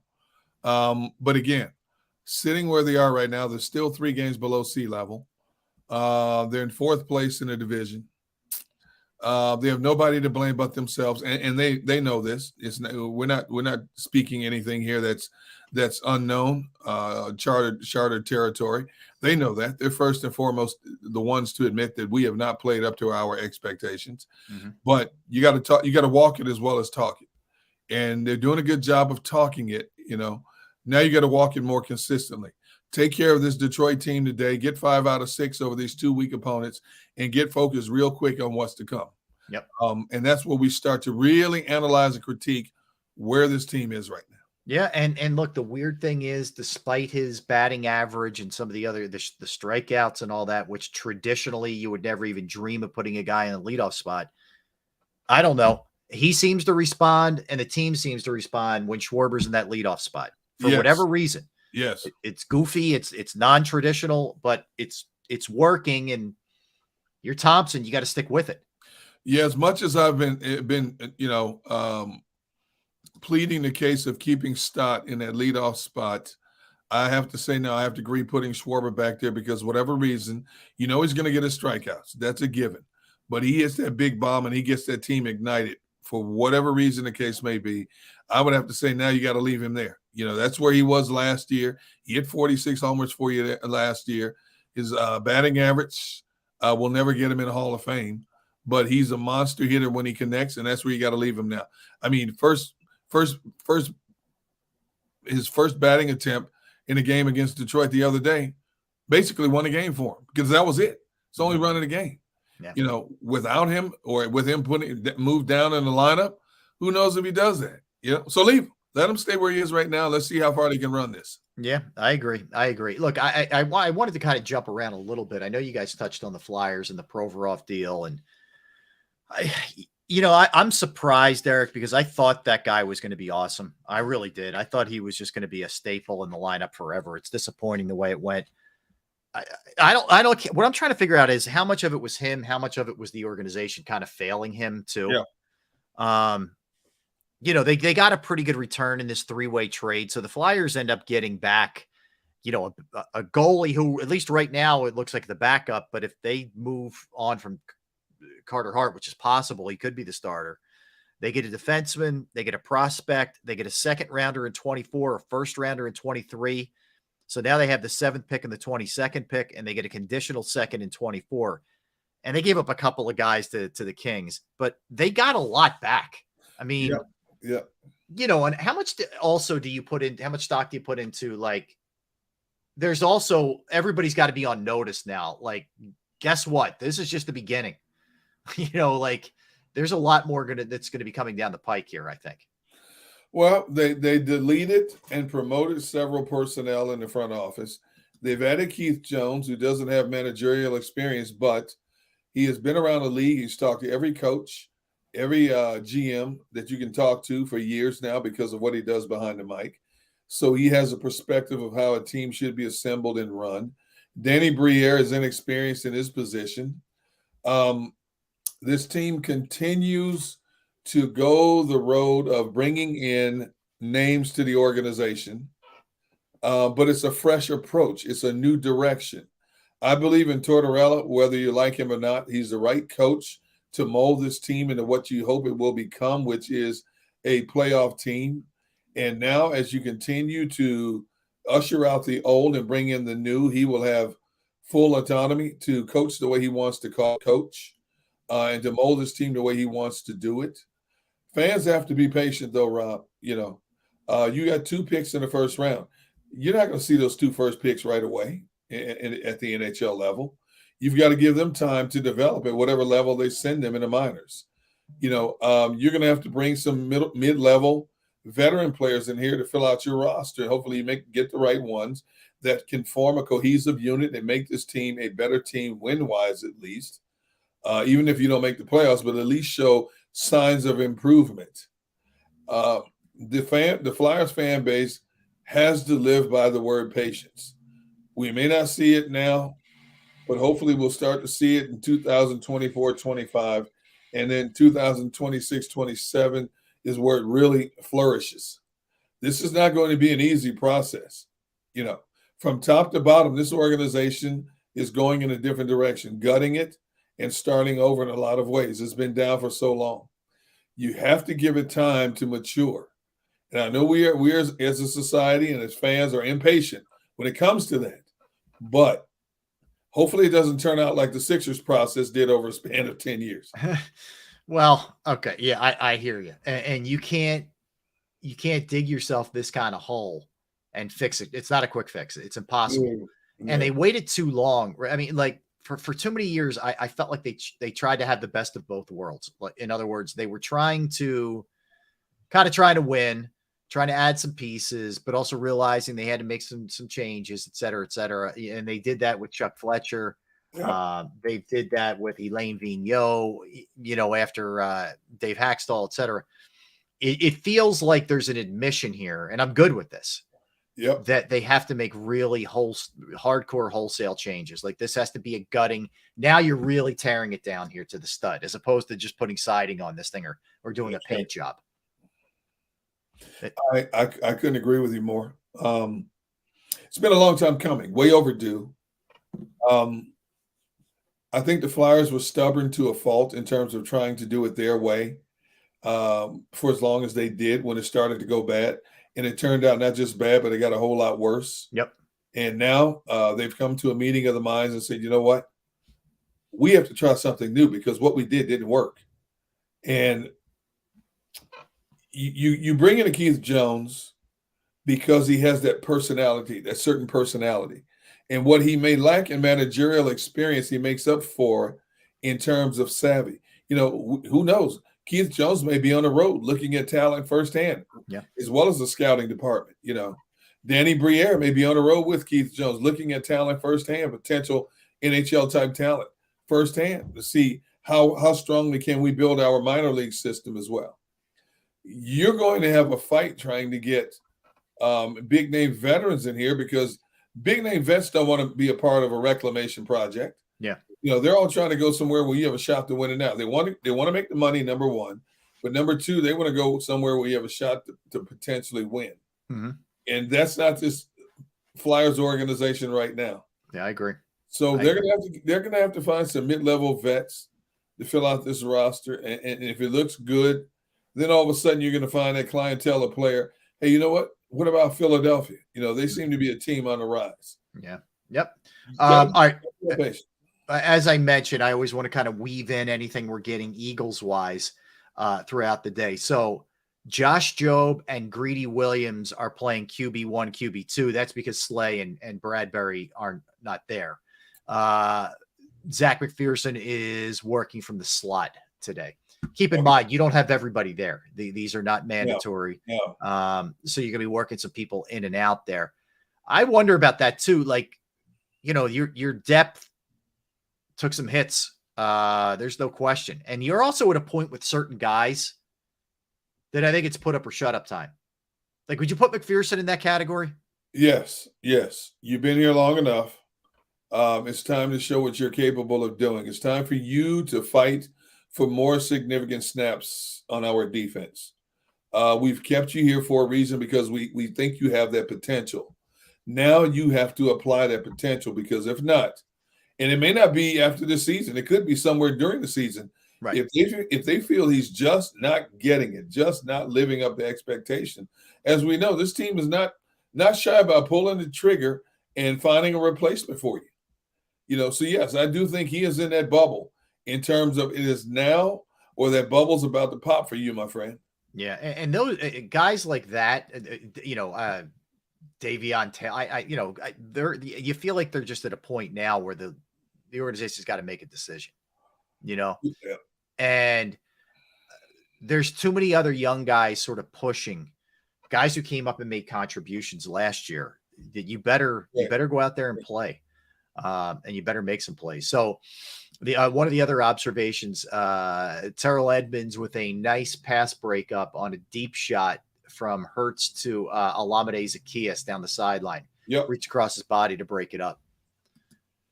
Edmonds is an interesting one too, because he seemed to not, for whatever reason, Pittsburgh trusted him enough to keep him around for a while and bring him back, but they didn't want to pay him after this year. So if he wants to continue to get paid in the league and stick around in the league, he's going to have to come out there and play well for them this year. Well, yeah, and he's motivated. You got to be motivated too, because you're playing for the team now that got within 3 points of winning the Super Bowl. Yep. And they brought you in here to be a stabilizing piece on the back end of that defense. Yep. So again, I said it in April, said it in May, I'll say it in June. Whenever Mike Tomlin lets a defensive player go who still has some good years left in him, you have to wonder why. Mm-hmm. The bottom line is he's here now. He's better. I think he's better than the options we were talking about in March when 100%. We were talking about Oof. What was on the existing roster. It wasn't good. Well, Kayvon Wallace is another guy who needs to step up. Jim G's right. And Barbara, yes, they are practicing inside today. They're in the bubble. But sorry, go ahead. You're right, Derek. I agree. They've upgraded, but it's still meh. But is it to the point of where it's going to be what you need on the back end of that defense in this particular scheme? Mm-hmm. Don't know. Yeah. Don't know. Because you flourish in one system doesn't mean you're going to flourish in another. It all boils down to how are they going to utilize you? And if they're smart, when he comes in, you say, hey, tell us things that you like to do that we can implement in our overall scheme structure to make you feel more comfortable, more productive in our scheme. That's what a smart coach does. You don't just bring players in and say, this is our scheme, you're going to run it. Hey, what did you run in Pittsburgh that you were comfortable with? Okay, let's add this to the repertoire as well. What are some of the things you like to call in terms of defensive back schemes when you're lining up and looking at an offensive line when it steps to a line of scrimmage? Let's try to implement some of those things as well. It's give and take on both sides. Yeah. He's got to adapt, and the coaching staff has to adapt as well. No question. No question about it. Yeah, again, I'm trying to give you as much play-by-play as I can. So Christian Ellis lining up next to Nakobe Dean in the team's first defense, and they're doing 7-on-7s right now. Breaks up a pass Jalen Hurts intended for Jack Stoll. And according to Brandon Lee Galton of Bleeding Green, he said the linebacker continues to flash. He really provided a jolt for them, Christian Ellis, last year, special teams wise. And then he started to get some opportunities on the field too, beyond special teams and look good. Maybe he's one of those guys, Derek, that just needed a chance. And they sort of had to due to some of the other stuff that was happening, injuries, and maybe some guys weren't playing great, whatever. But he got an opportunity, and I think he's making the most of it. He's a name to watch this year, Christian Ellis. Yeah, no question. When you had to watch more than you played last year, and you watch what this team was able to accomplish, and the door is now open for you to be an integral part moving forward, you have to take advantage of this opportunity, because let's face it, it's an opportunity you may not get again. And that goes for even if we cut you here and you go somewhere else, they may deem you nothing more than a special teamer. You don't want that over your head because it limits your money-making ability and your opportunity to shine. There are not a lot of special teamers other than returners who really get to shine and really get to make significant money as a ball player. Mm-hmm. So now you have a chance to be a frontline player and enhance your marketability and your financial status out after the season. They already got you at a bargain basement price. So what are you going to do to take advantage of this for your future? There's a lot of self-motivating that's going on now with this team, especially on the defensive side of the ball. We already know what Slay and the James Bradberries are and the Fletcher Coxes are. We know what kind of level of play we're going to get from them. But there's opportunity at linebacker, at the safety spots, and even as backups at those positions, where you have an opportunity to raise the opinion of yourself, of a coaching staff, and to get more stuff on film in case you have to market yourself elsewhere. You also want to plant a little seed right now before camp. You want those guys thinking about you over the next 6 weeks. Like, all right, show us a little something here. Absolutely. And maybe they get more of an opportunity once they get out there, they get the pads on, whatever. And the other thing, Derek, it's a lot harder now for guys who are sort of unknown or free agent signings or whatever to make an impression, because back in the day, you'd get 4 preseason games, and way back in the day, they played 6 or whatever. You could go out there and shine. You get less games. I'll say this, it kind of works both ways. So you get less games, but the starters don't play as much. So you do get some more reps at least. Right. But you're not on the practice field as much because of the CBA rules. It's tricky. It's tricky where you got to sort of pick and choose your spots and make a name for yourself. It's a little bit more of a challenge. That's for sure. All right. We'll come back. And again, we'll continue to update you anything that's going on at Eagles OTAs today. I want to hit a couple things, Derek. The Philadelphia Sports Hall of Fame class of 2023 is out. Some big names, some really big names, guys we've had on the show before, in fact, are going in. So we'll talk about that. We'll jump on a couple other things with that, with the PGA and the Live Golf, get a little bit more into the NBA too. We'll probably start there with the NBA, because you had an interesting question regarding James Harden during our pre-show meeting, which I want to revisit. So we'll do that also. So a lot of ground to cover. When we come back, don't go anywhere. He's Derek Gunn. I'm Rob Ellis. We're Sports Take, JAKIB Sports YouTube Network. Let's talk about Pro Action Restoration. Yeah, Pro Action Restoration. You might have a home, you might have a business, a property you own, and fire hits, water, smoke, mold damage, and you're not really sure who to turn to, who to ask about, who to reach out to, and you're in a dire situation, right? Well, Pro Action Restoration is the place to call, because they're on call 24 hours, 7 days a week to assist. I know I've gone through it. I had water damage in my parents' basement a few years back. Pro Action, I reached out on a Saturday. They were there quickly. They cleaned up the place. The crew was professional. The price was right. It was an awesome experience. It really was. They are licensed, bonded, and fully insured. Pro Action Restoration will work in conjunction with your insurance company also, which is critical. Again, it could be water, it could be fire, it could be smoke damage, mold remediation, you name it, they'll handle it. Just give them a call, 610-623-3760, 610-623-3760, or you could reach out online at proactionrestoration.com. That's proactionrestoration.com. Do you stream on a Roku, Fire Stick, Google TV, or Apple TV? Now you can watch 6ABC 24/7 with the 6ABC Philadelphia streaming app. And the big story on Action News? Search 6ABC Philadelphia and start streaming today. Go to get your game on. Go for the beers. Go for the cheers. Go for the hit and the hits. Go for the stakes and the stakes. Go to get your parlay on. Go to get your party on. Go for the scene. Go for the screens. Go for the gallery. Go for the win. Go to Ocean. Visit theoceanac.com to plan your visit. The greatest fans on earth. It's a bold statement, but would you expect anything less from Philadelphia? 58 years of heartache creates a toughness, a grit, a resolve not found in most. Sure, our prayers were answered, but now that we've had a taste, we're looking for more. Pondley Hockey, official partner of the Philadelphia Eagles.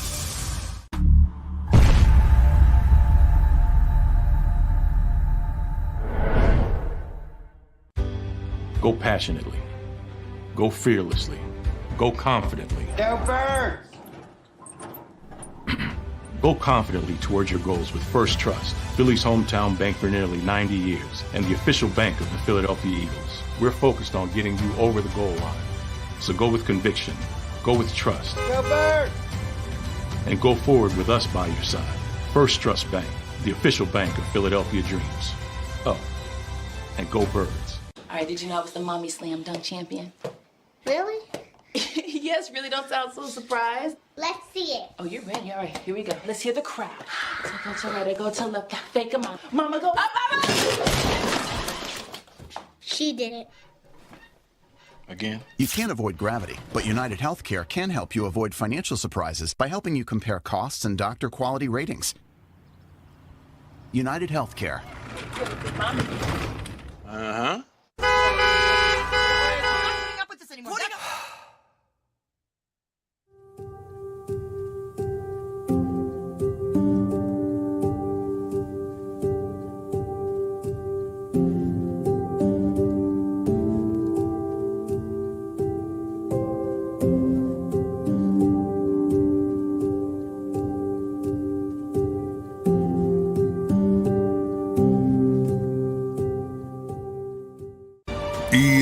EAGLES, Eagles.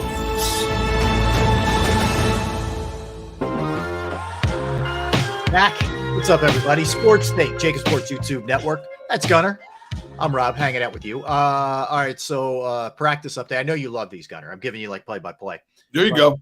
Jalen Hurts was picked off by Mekhi Garner, but then he follows that right up. He finds Devontae for a long TD. Apparently, he just dropped a dime. Reed Blankenship a little bit late getting over.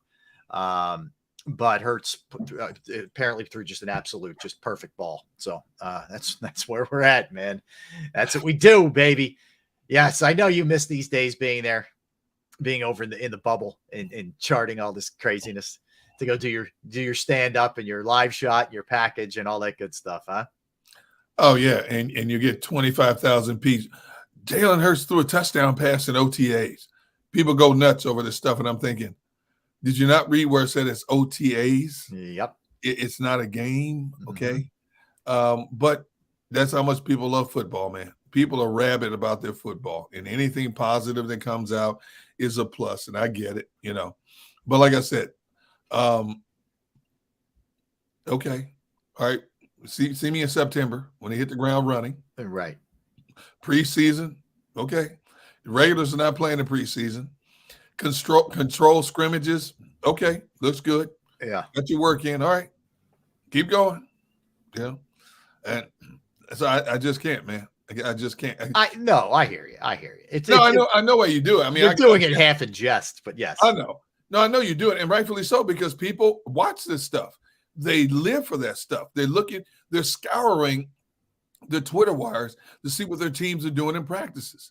You know, the only thing I got excited about when it came to OTAs or camps was who got in a fight, who squared off. Yep. So that's the only thing that really gets my blood going for OTAs at camp is, man, they were going to Knuckle Junction, man, for about 30 seconds. You know who was always good? So you would Runyon was one. I'm talking about when it was like real camp where they would hit a lot more.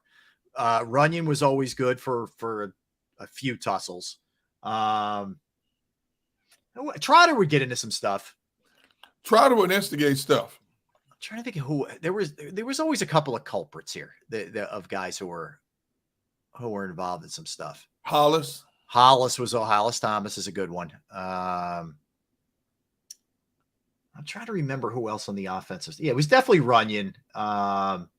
Yeah, but those were the days. All right. Speaking of a couple of these guys who were friends of the show. Speaking of Jeremiah Trotter, Derek, is being inducted into the Philadelphia Sports Hall of Fame class of 2023. Good for him. Happy for him. He goes in, listen to some of these folks that he's going in with. Jay Wright, Jeremiah Trotter, Carlos Ruiz, Bernard Hopkins, Bill Giles, former Phillies owner, Irving Fryer, Carol Lewis, who is the sister of Carl Lewis, who in her own right was a great track star. That's a killer class, man. That is, woo. Dude, that's a who's who. And Rob, a lot of those guys, we used to have them in our offices when we were at NBC. Yeah. Bernard Hopkins would stand there and talk to you all day, just like you were the regular guy on the street. He's just a regular guy on the street, Jeremiah Trotter is one of my all-time favorite players. He played the game with a nastiness. He was a downhill linebacker. Yeah. His job was to blow up the line of scrimmage at the snap, and he did it as well as anybody in his prime. Yep. Jay Wright. What do you say about a Jay Wright? Dapper Jay. One of the best coaches in college football, college basketball during his tenure. Mm-hmm. Did anybody, be honest, did anybody ever think he would win 2 national championships as a head coach? First of all, absolutely not. I mean, how do you put that expectation on anybody? But if you think about, to do it at a smaller private school, and Villanova's had a great basketball tradition for a long time, but no, Derek, I didn't see it, man. And they dominated. I'm not talking about the year where Chris Jenkins hits the shot. That next year, they killed everybody. Yes. I think they had the largest margin of victory of any team running through an NCAA tournament. The 2018 team I'm talking about, 2018, with Jalen Brunson and that crew. It's incredible. And then we tend to forget he got them to a Final Four his last year before he stepped away too. Yes, with a bunch of guys hurt. That run he went on there, we might not ever see. When you think about where he coached at Villanova, a great learning institution, but will never be mentioned. If you mention the top 5 basketball programs in America, you wouldn't mention the Villanova. No, you wouldn't. But look at what he did. He took solid, fundamentally sound athletes and molded them into winners. This wasn't Kentucky, North Carolina, Duke, where you got every blue chip athlete you wanted to compete every year, year in and year out in a tournament and go deep in the tournament. He found solid role players who were fundamentally sound, who were good basketball players, not great individual players, but complemented each other well. And he won not one, but 2 national titles. That's all you need to know about Jay Wright, one of the best coaches in the game. And on top of it, a class act. Like he treats people the right way. He never got the big head. Good dude. I mean, if you've ever spent any time around him, like what you see on TV, and he comes off as a very affable guy, great guy. He's a good dude. He's exactly what you see. Agreed. But a couple of the other guys. So for Hopkins to overcome what he, we all know he did time. If you don't know the story, you can look it up, but he paid his debt to society, got out, did not want to be a statistic, wanted to, carve out his own niche, and did it the hard way. It was a long process, Derek, for him to get the opportunities that he got, and was still having a great deal of success into his 40s. I mean, he was a technician. He wasn't one of these flashy guys. He was going to do it, through just, he was going to outwork you. And that's what he did. He's an incredible perseverance story. He really is. I remember going to the prison where he was, and he was there for some type of celebration. I can't remember. Greaterford, I think it was Greaterford. Greaterford, yeah. Yep. And dude, let me tell you something. Walking in there, and looking at dude, people it was a bunch of us in the media contingent, TV people and writers who went to cover this event. Yeah. Dude, let me tell you something. I didn't look to my left or to my right. I kept it on the straight and narrow and kept moving because some of these guys look at you through the glass doors of the cells. And they're just staring through, not staring at you, staring through you. Yep. And I'm like, please don't let this be the day that they have a prison riot. Do not allow this to be that day. Yeah, I know. And then we got to go into the gym. They did some of the prisoners did a beautiful mural of him on the wall in the gym area, and we were there with the prisoners. And I'm thinking, don't let one of these dudes get brave enough to incite something here. It turned out to be a great time. We were there for maybe an hour. Yeah. So, but it's like, that's the only time I was in a prison. Hopefully, I never have to go back to prison again. I'm telling you, man. Yeah, I hear you. That's a different experience, dude.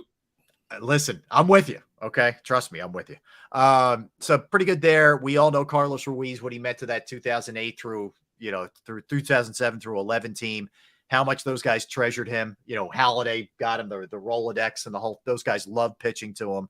So Ruiz was a big part of this thing. Yeah. I see some folks discussing Irving Fryer on there. Yeah. He wasn't an Eagle for a ton of time. Right. But he did grow up in South Jersey. So it's a Philadelphia Sports Hall of Fame. It's not an Eagles Hall of Fame for whatever it's worth. Still lives there in South Jersey. Exactly. Yeah, exactly. And had a hell of a career, and I know he ran into some stuff afterwards. I get it. I'm not sugarcoating, some of the mistakes he made too, but, and Bill Giles owned the team for a long time. Here's where Bill Giles really was instrumental, Derek, with the Phillies. Yeah. He was the guy who got the deal done basically with Pete Rose in 79. Yeah. The financing and figured it all out and whatnot. And that ends up getting you a World Series, their first as an organization in 1980. So that's a big deal with Bill Giles.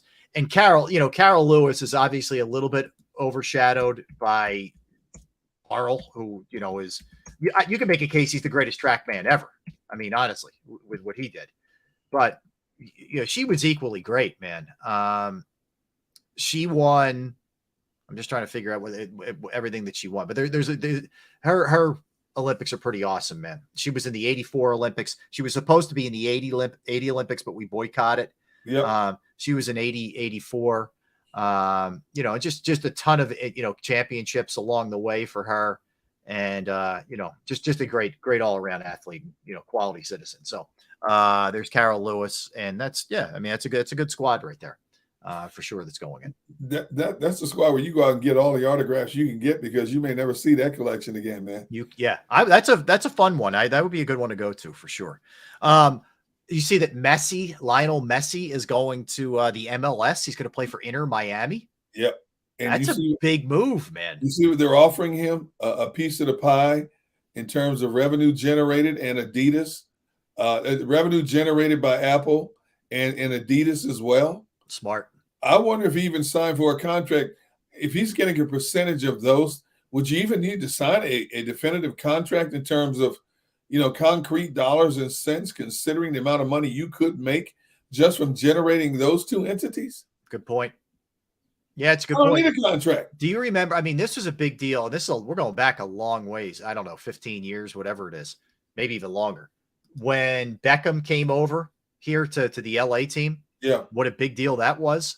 And it was a brilliant financial move for him. And it really helped the MLS grow. I don't pretend to be a soccer expert. I'm not. Right. But I know that helped that league grow and the sport, over here and all this other stuff. Messi's that guy. So it'd be pretty cool. You go watch him go play the Union if you live in the Philadelphia area. Not only that, but think about how many people he's going to put in the seats. Just coming out to say they saw Lionel Messi play. 100%. Even at 35 years old, he's still considered the greatest player of this era. Yep, home and on the road. Both. You kidding me? Yeah, no question. All right, so I know you guys kicked this around yesterday, but just real quick on the PGA and Live and the merger. I can't fault a guy, and I think he handled it actually pretty well, all in all, because he said it'll be better ultimately for the sport of golf. So he had it all in perspective. But I don't blame Rory McIlroy, who was sort of the poster child for this is BS. I don't want any parts of this Live. Right. For them merging now. He says he feels like he was a bit of a sacrificial lamb, and he still hates Live. So I don't blame him. You're never going to be able to make those guys halt. Not that, look, they're loaded beyond belief, but still they gave up millions upon millions of dollars to stand on principle. Some of them did, Rory and a couple of others. But man, I don't know how all this is going to work. I know the Live guys are not eligible for the Ryder Cup, but you're going to have to figure this out, because people who because of the folks who broke off to Live, there were other sort of lower tier guys who got into the PGA and got a card and were able to. These guys might get bounced right back out. Well, like I shared with Mark yesterday, there was about 100 players, including Rory McIlroy, who had a meeting. I don't know if it was a conference call or whatever. I would assume as such, with the commissioner of the PGA, Jay Monahan, on Tuesday. And that's exactly what many of them were frustrated with, is where they're going to be able to hold on to their PGA card, because the prominent names who left to go to live are going to come back now. Even though they were suspended, they're going to be allowed to come back now, and could bump some of these guys out of there. But even more so, what's going to happen with all of these TV contracts that are in place now? Because when it was announced that these two were going to merge, an anonymous executive for one of the TV networks said, "We didn't have a bleeping idea that this was happening." Jeez. So nobody was given a heads up. Mm-hmm. Okay. So you're talking about some of the biggest TV powers in television. Mm-hmm. Where the PGA is concerned, you're talking about NBC Sports, yep, CBS Sports, the Golf Channel, and ESPN. Where Live was concerned, you were talking about the CW network and their contract. Okay? Yeah. No, Brandon Katz, I'm not talking like the merger has been approved, but when money talks, I guarantee you, the fact that, to address what Brandon Katz is talking about here, I'm not conceding that it's already been approved. But the fact that the PGA has put that out there basically tells you there is going to be a merger. Yeah, and basically, Jay Monahan wouldn't be doing the mea culpa, I know I look like a hypocrite act if this isn't going to be approved. Brandon, while you're right technically, okay, but they're not going through all of this if it's not going to be approved at some point. No. And there's people already scrambling behind the scenes in terms of how we're going to handle this. Now, everything basically is going to stay status quo for 2023. 2024 is going to get real interesting to see, because everybody who televises these games, televises these events, are going to want their piece of the cut. Absolutely. Right now, the PGA Tour, from all the TV network deals, gets $700 million annually under the current contract, and a lot of these contracts run until 2030, 2032. Right. ESPN has its own separate contract that runs for $75 million annually, I think until 2030. Everything's going to have to be adjusted. And I read an interesting comment about CW. Are they going to be bumped out? Are they going to be the ones bumped out? And the rebuttal was, with the money, with the petroleum money that the Saudis have at their disposal, they could buy out CW in a minute, and neither side would blink an eye. Right. That's the kind of money we're talking about. Yeah. It's a similar merger to what happened with the old AFL and the NFL. The NFL thought the AFL would go away. Come to find out, the AFL had much deeper pockets than the NFL. Mm-hmm. And when they got Joe Willie Namath in 1965, that's when the NFL said, "Uh-oh, we got to play ball with this league." Yep. It's the same thing. And PGA, filing lawsuits, Live filing counter lawsuits. You're suspended if you go over there. From a business standpoint, we talked about this last year. If I'm a professional golfer and you tell me I can make more money guaranteed if I finish 25th to play less events compared to playing a full slate of PGA events and not winning a fraction of the money, where am I going? Yeah. See? So basically, Live and a lot of prominent golfers in the PGA called the PGA's bluff. Right. And now the PGA's got to eat crow and say, you know what? It's better to be with them than without them. I hear you. All right. So a couple other things to hit here and there that we didn't get a chance to really get to. We mentioned a little bit earlier that Ramona Shelburne put out the tweet saying basically, watch out for Phoenix. Shams Charania is on record saying, James Harden doesn't know what he wants to do. It's going to be a toss up between the Sixers and the Rockets. So, really you're talking about at least 3 teams in play, or at least 3 teams floated by Harden's people. I think Phoenix is a possibility. I do. But as I think Houston is almost the last resort. What I mean by that is, I know he loves the town. I know he makes his home there. I know his mother lives there. He likes the nightlife there. I know all that.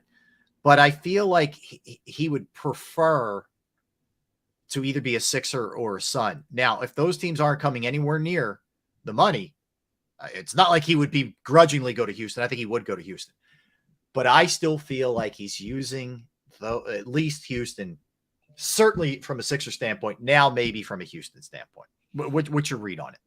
My read is, if Houston gives him what he wants, which is the 4-year max, he would dance off to Houston in a hurry. I do think he's trying to play the 76ers in terms of getting the Sixers to up the ante. If the Sixers are smart, they don't buckle. Here's the offer we're making you. You can take it or leave it. As much as we like to have you here, take it or leave it, but we're not going to buckle. We're not going to get strapped to the point where we can't build this team the right way in the future, meaning next year and beyond, especially if Embiid is still here. I think James Harden's already decided where he's going, to be honest. I think he knows what the Sixers are offering. I think he knows what Houston is offering.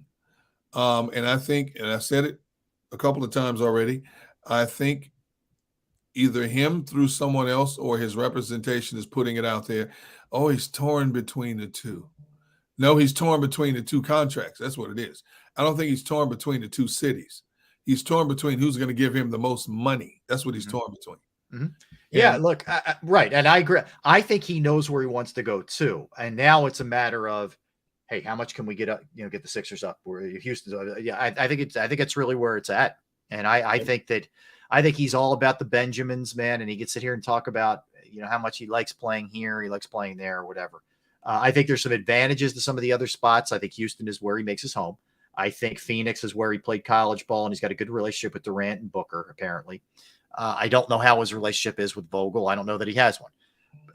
I think he probably views the Sixers in a similar light to the Suns in terms of the ability to win.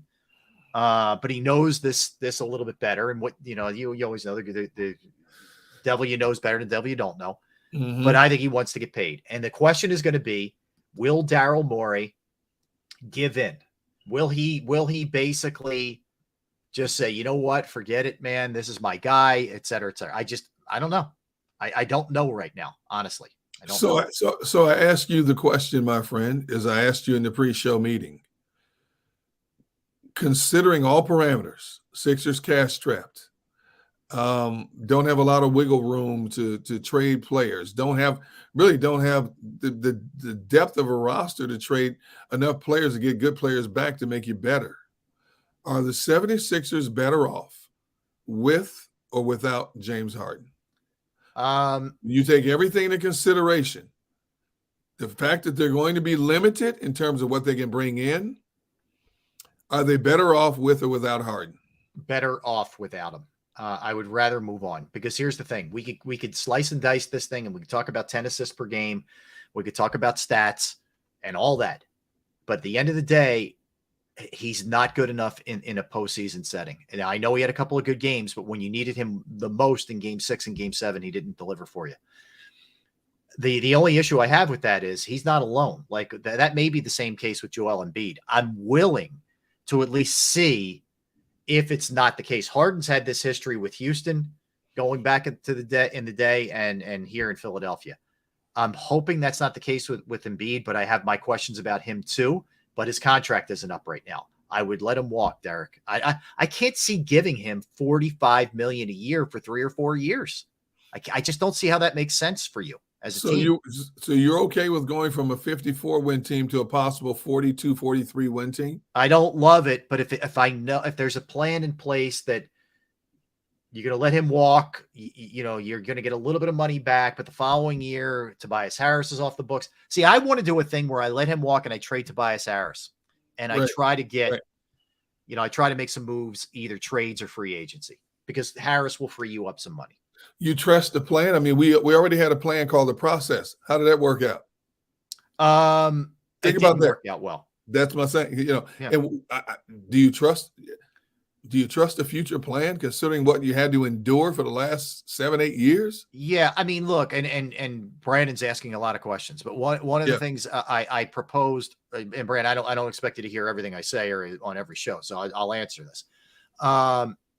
There are no good free agents. I would consider Harden on a 2-year deal, 100% would, if the price is right. My issue is more length than anything else. Yes. So my issue is money and length. Right. So, but the problem is, herein lies the problem. I think he will get 3 years somewhere. I think one of these teams, Houston or Phoenix potentially, would be willing to pony up 3 years probably 45-ish. That's where I'm sorry. It's where I draw the line. I wouldn't mind if it's a little bit pricier on the 2-year range. 2 years, 80 million. I don't know. I could live with it. I don't love it, but I could live with that. That's kind of where I'm at. Our producer Tone says, why pay him $200 million for a second round exit? Yeah. I would rather lose him and open up my possibilities than keep him and know my future. Yeah. Like, again, this comes down to like options. So ultimately, if I know that that's how much it is, then I'm saying goodbye. I'm saying I can bring him back. Yeah. Like Adam's right. He's not taking 2 years, 30 million. No, he's not opting out of this where he was going to make 35. Yep. So he's going to get 40-ish at least. So that's really what it comes down to. Like, I don't like if it's 3 or 4 years at that kind of money, for me, it's off the table. Bye-bye. If it's 2 years at an okay number, I would think about it. The only way he takes 25, 30, 35 million to come back here for 2 years if Houston flat out says, thanks, but no thanks. Same. So I That's agree with the you 100%. only way. Yep. And then right then and there that Houston did not want him. Even though Houston might have said, hey, man, we'd like to have you come home, help us build a new culture. You help put fans in the seat. And all of a sudden, Houston decides by this summer. As we know, Rob, from our industry, what you say today does not necessarily hold water tomorrow. Mm-hmm. What you tell me today means nothing unless it's put on paper. Yep. And that's the only way Harden comes back here is if he has no options. If Phoenix says, we're not paying you what you think you're worth, we already have Kevin Durant here. If Houston says, I know what we told you in December, but as we look at our finances now and the direction we're going, we've had a change of heart. Agreed. Where are you going to go? Back to where you were. That's it. I that's what I mean. Like, it depends how real this other stuff is. And now they just throw another one. Phoenix is another option for sure. I think it's going to be fascinating, man. What ends up happening? It really will. All right. So let's come back. Let's do some NFL news on Dalvin Cook. Little interesting news on DeAndre Hopkins. We'll give you an update on Bryce Young. We'll talk about Nick Chubb. We'll get into Josh Allen. We'll talk about the Jags and their new stadium. Deshaun Watson. We're going to do a little buy-sell NFL. So a lot of NFL coming up. Don't go anywhere. Derek Gunn, Rob Ellis, Sports Take, JAKIB Sports YouTube Network. We're going to talk right now about Flynn Tree Services. Yes, Flynn Tree Services is an experienced, licensed, and insured Pennsylvania tree services company that will trim or remove any unwanted trees off of your property. They're just a quick phone call away, and they're experts trimming all types of trees, and they serve southeastern Pennsylvania, South Jersey, and northern Delaware. Flynn Tree Services specializes in tree removal, stump grinding, as well as tree pruning. Keep in mind, it's a good time to get your trees evaluated now before the summer really hits with the storms and the bad weather, et cetera, that we can get, the heavy rains. Go to their Facebook or Instagram page for more information or a sampling of their work. Give Flynn Tree Services a call, 610-850-2848, 610-850-2848, or online at flynntreeservices.com. That's flynntreeservices.com.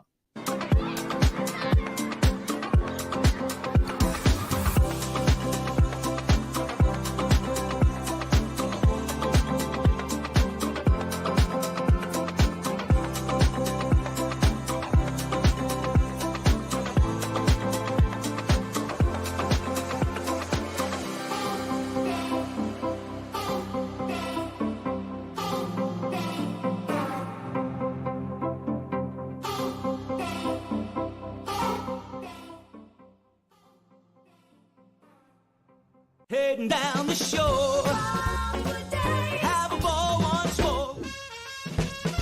Here, imaginations run wild and time stands still. Because here, you can find the best of the Jersey Shore, all on one 5-mile island. So leave the old you behind and get lost in the woods. Wild, wild, wild wood days.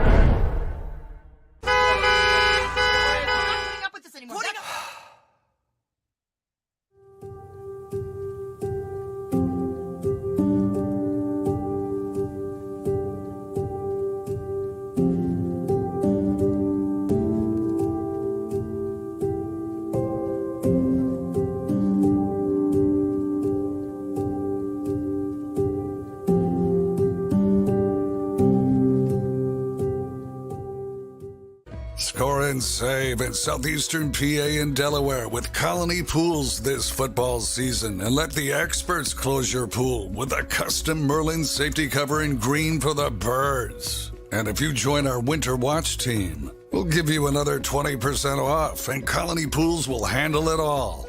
Keep your tiles on your pool, not in your pool. Fly with Colony right now, Birds fans. Visit flywithcolony.com. Hi everybody, my name's Jason Lombardi. I'm an inspector at DryTech. At DryTech we offer three major services, the first one being basement waterproofing.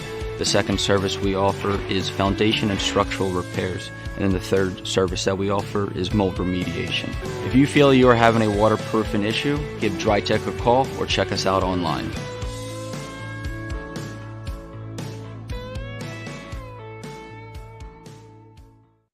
EAGLES, Eagles.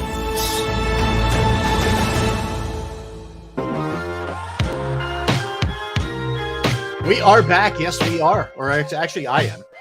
And there's Derek. Oh man, he hasn't lost a step. He is still unbelievably fast. Hi, Derek. Hi, you're muted. Hi, Derek. My knees hurt. My shoulder hurts. Oh my God. Do you need to stretch before you do the show? Is that what needs to happen? I'm telling you, man. I gotta get some cardio in, dude. Going up and down these stairs, it ain't easy. Let me guess. You ran to get some treats during the break, cookies or candy. Oh, there you go. Okay. What is that? Cheese and caramel popcorn. Oh my God. The breakfast of the lunch of champions right there. Yes. I can't eat dry. I've tried it, man. I said, because you were so devoted to dry Cheerios, I had to try it at one point earlier this year. Yeah. I said, it was like putting cardboard in my mouth. I said, I can't do this. It is dry. Here, I'll give you an example of, you're right. So, but I'm just so used to it.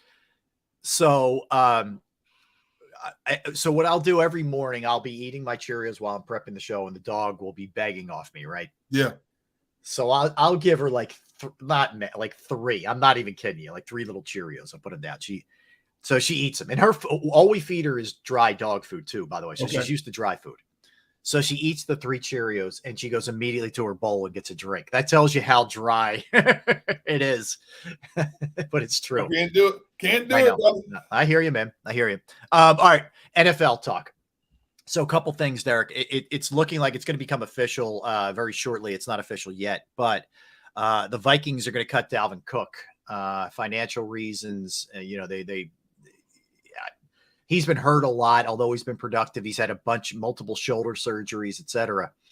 It looked like they had a deal done with Miami, I think a couple months back, and then it just fell through.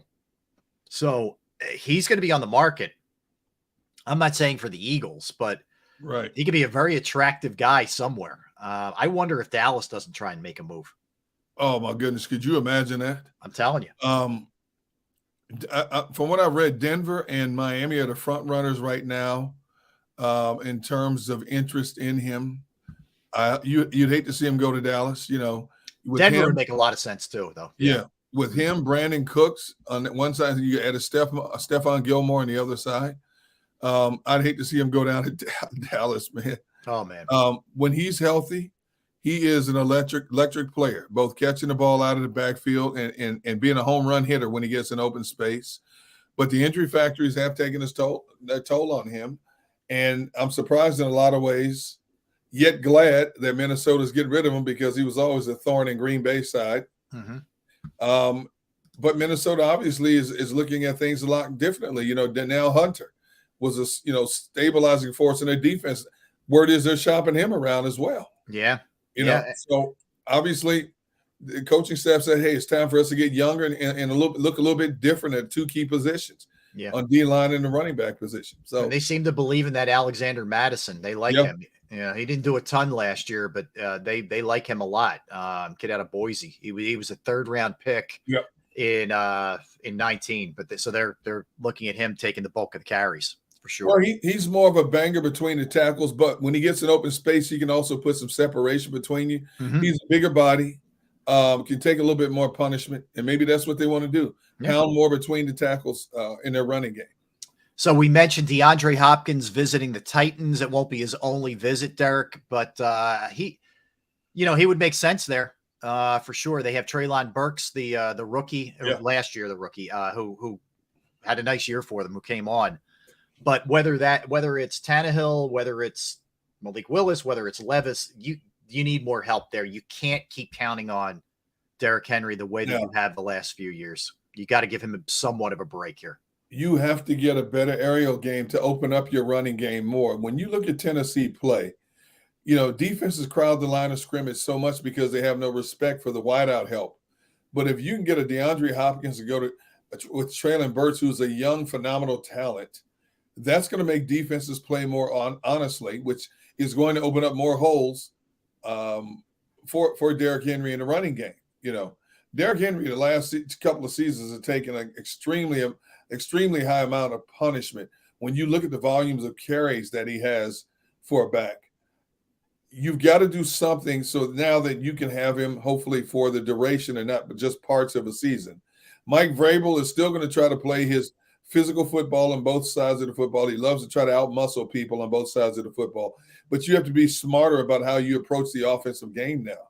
Right. You get him and a decent tight end to go with him as well. It makes the defense respect your game a lot more now instead of crowding 8 people in the box. Yeah, I agree with you. Look, he's got to be on the hot seat. We talked about hot seat coaches the other day. You figure he would be more than thrilled. And they worked together. When Vrabel was the D coordinator in Houston, were Hopkins' early years, where he had some great early years for the Texans. So those two know each other very well. Absolutely. But there's a lot of other spots. Like I think there's at least 5-6 teams that DeAndre Hopkins could end up with. That wouldn't surprise me. Well, he's doing his due diligence to go around and see what people are offering, and then you sit back with your agents and you weigh the options. Yep. Number one, who's offering the most money? Number two, am I putting myself in a position to succeed, to get to the playoffs and hopefully deep to the playoffs? You weigh all those factors, then you make your decision. Who's quarterbacking? Who's throwing me the football? That's a big factor, especially when you're 31. This could be your final swan song. And when I say final swan song, the next 2 to 3 years, if somebody signs you to a 2 or 3 year contract, who's throwing me the football? Mm-hmm. Those are all factors you have to consider when you make a decision like this. Agreed.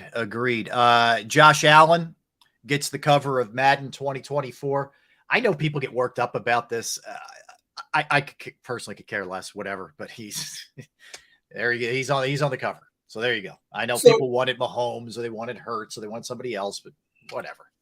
So we had a discussion yesterday about this. So I've got to ask you. Yeah. Because when we talked about this yesterday, everybody in the chat room, good. Let them have it. Madden cover is still jinxed. And I said, is it really?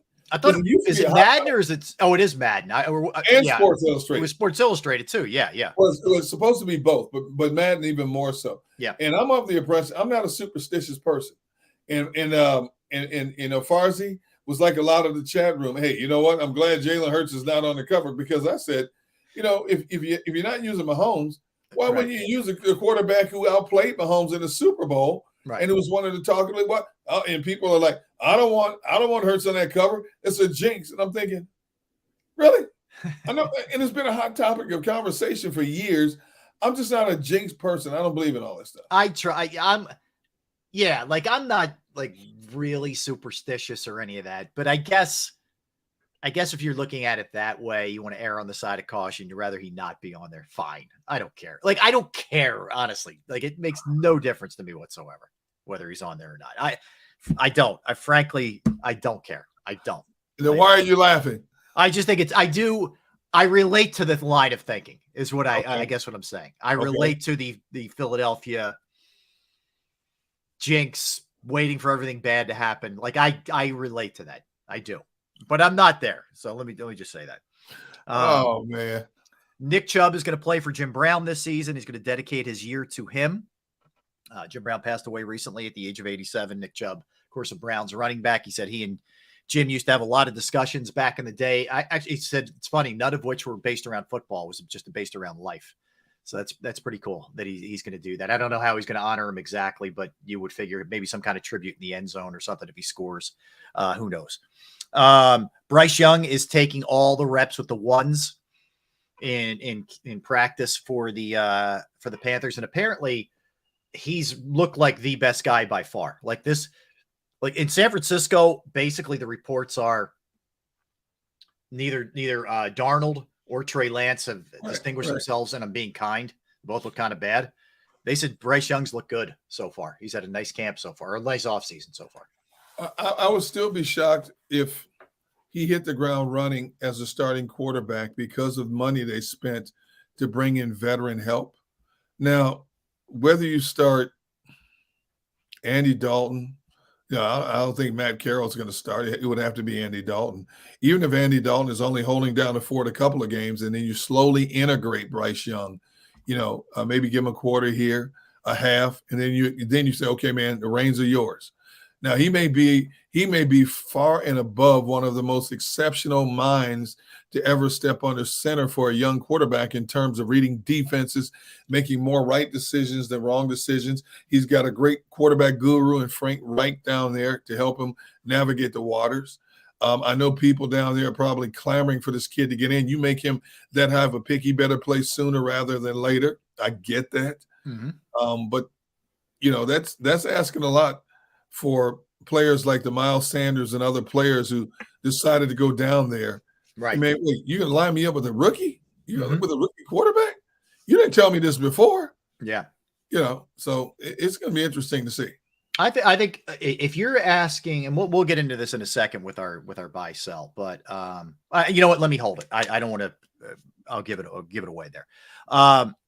You see this Jags, what they're doing? They're renovating their stadium, making major, upgrades. Mm-hmm.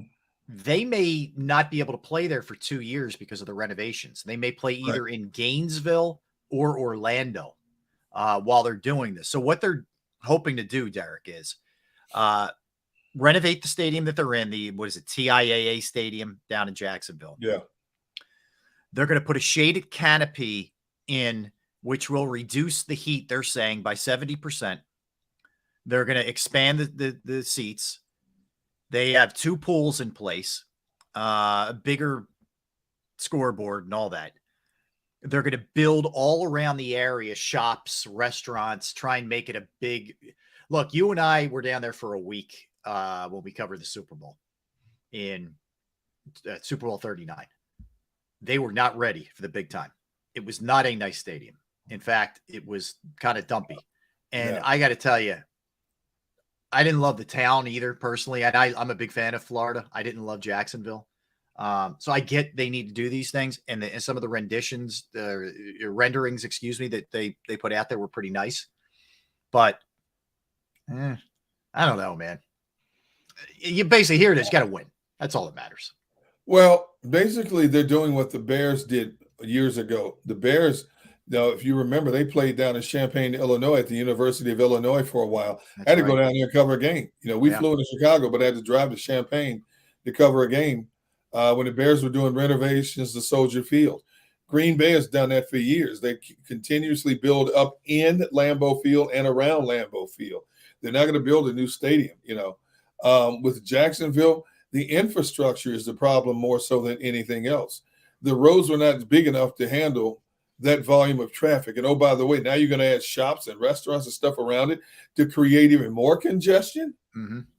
Now, granted, people will come because they're going to want to make a day out of it. No question about it. It's as much a tourist trap as it is a football event. If you can put a lot of I don't even know what kind of stores they're talking about, but if you put in stores like the Neiman Marcus's and Targets and stuff around a stadium like that, a lot of people are going to come. But the infrastructure, if you're not going to fix the roads catering to that environment, man, that's like a nightmare. It took, Derek, I could tell you this for a fact because I'm producing a show, I'm booking guests and all that, and you know this as well. It legitimately took an hour and a half to go a mile. In downtown Jacksonville. And granted, I know it's the Super Bowl and that's bigger than any regular season stuff, but the infrastructure wasn't there. I don't know how much things have changed since then with their highways and their roads and all that, but it wasn't anywhere near where it needed to be back then. And this was 2004. So almost 20 years ago. Okay. And think about also the main part of Jacksonville's downtown was on the other side of the water from where we were. You have to go over a bridge, a bridge every day. And sometimes you'd be stuck on that bridge for 30, 40 minutes. Yes. They had a stoplight on each side of the bridge. The dang stoplight would change every 10 seconds. Uh-huh. There was not enough movement. And you're right, it took us sometimes to go 5 or 6 miles. It would take you an hour to get to where you needed to go. It was frustrating. It really was. It was hard because a lot of people, people you had booked were like, I'm sorry, man, I'm not going to make it because I don't feel like sitting in an hour's traffic, even though my hotel's, a mile and a half away. And you're like, all right, but you had to deal with it. And that was before StreamYard and Zoom and all that stuff. Yeah, you had to either you were doing them on the phone or they were in person. It was one or the other. Now, I can't remember if you were with us or not, but with the very last night, we went out to get something to eat in the Jacksonville beach area, which was nice, really nice. But that was a pretty good haul from where we were. Oh, yeah. I think, was it St. Augustine Beach? I forget where it was, but that was nice, but yeah, I did downtown. I wasn't a big fan of. Hey, if I never cover a game in Jacksonville again, I'm a happy man. I know. I'm with everything about that. Trying to move from point A to point B, unless you're staying in one of the hotels right near the stadium, it is not conducive to what you need to do from a media perspective. Correct. I agree. All right. So Deshaun Watson says that he's very comfortable. He's having fun. He feels like he's gotten his confidence back during these OTAs. This is after sitting out, a very long period of time before playing football last year. So that's going to lead us into our buy sell, Derek. Okay. Now, if you're not familiar with buy sell, it's kind of an either or. It's you got to choose. You got to pick one or the other. But I wanted to hit you with a couple of these, and I'm going to start with Deshaun Watson. Okay. He's in Cleveland. We know that. We know he got the guaranteed money, which set everything off, as far as NFL owners. They weren't happy about it, but Cleveland was 7-10 last year. What did he miss? 11 games, I think it was, whatever. Something. He only played 6. Okay.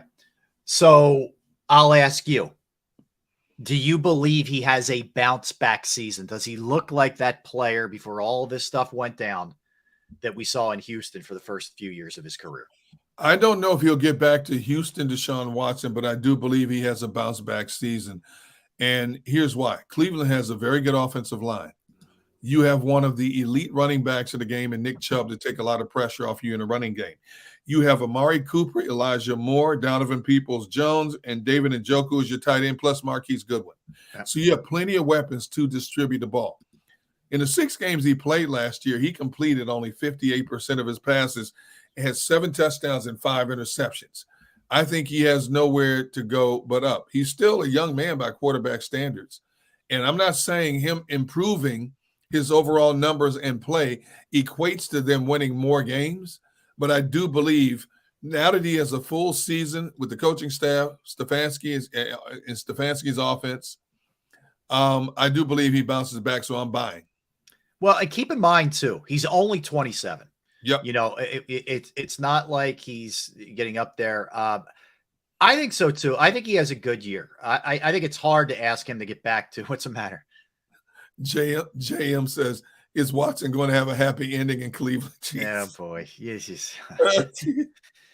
Okay. Yep. Get used to it. There's going to be more of that. I'm sorry about that. That's okay. No, I think I agree with you. I think he's going to be good, not Pro Bowl level guy, but good can mean good enough to get you in the playoffs. The only problem is that is a very tough division. Yes. Now our producer Tone says, D-Gun, fail. All right. I hate to do it. Tone, pop up for a second.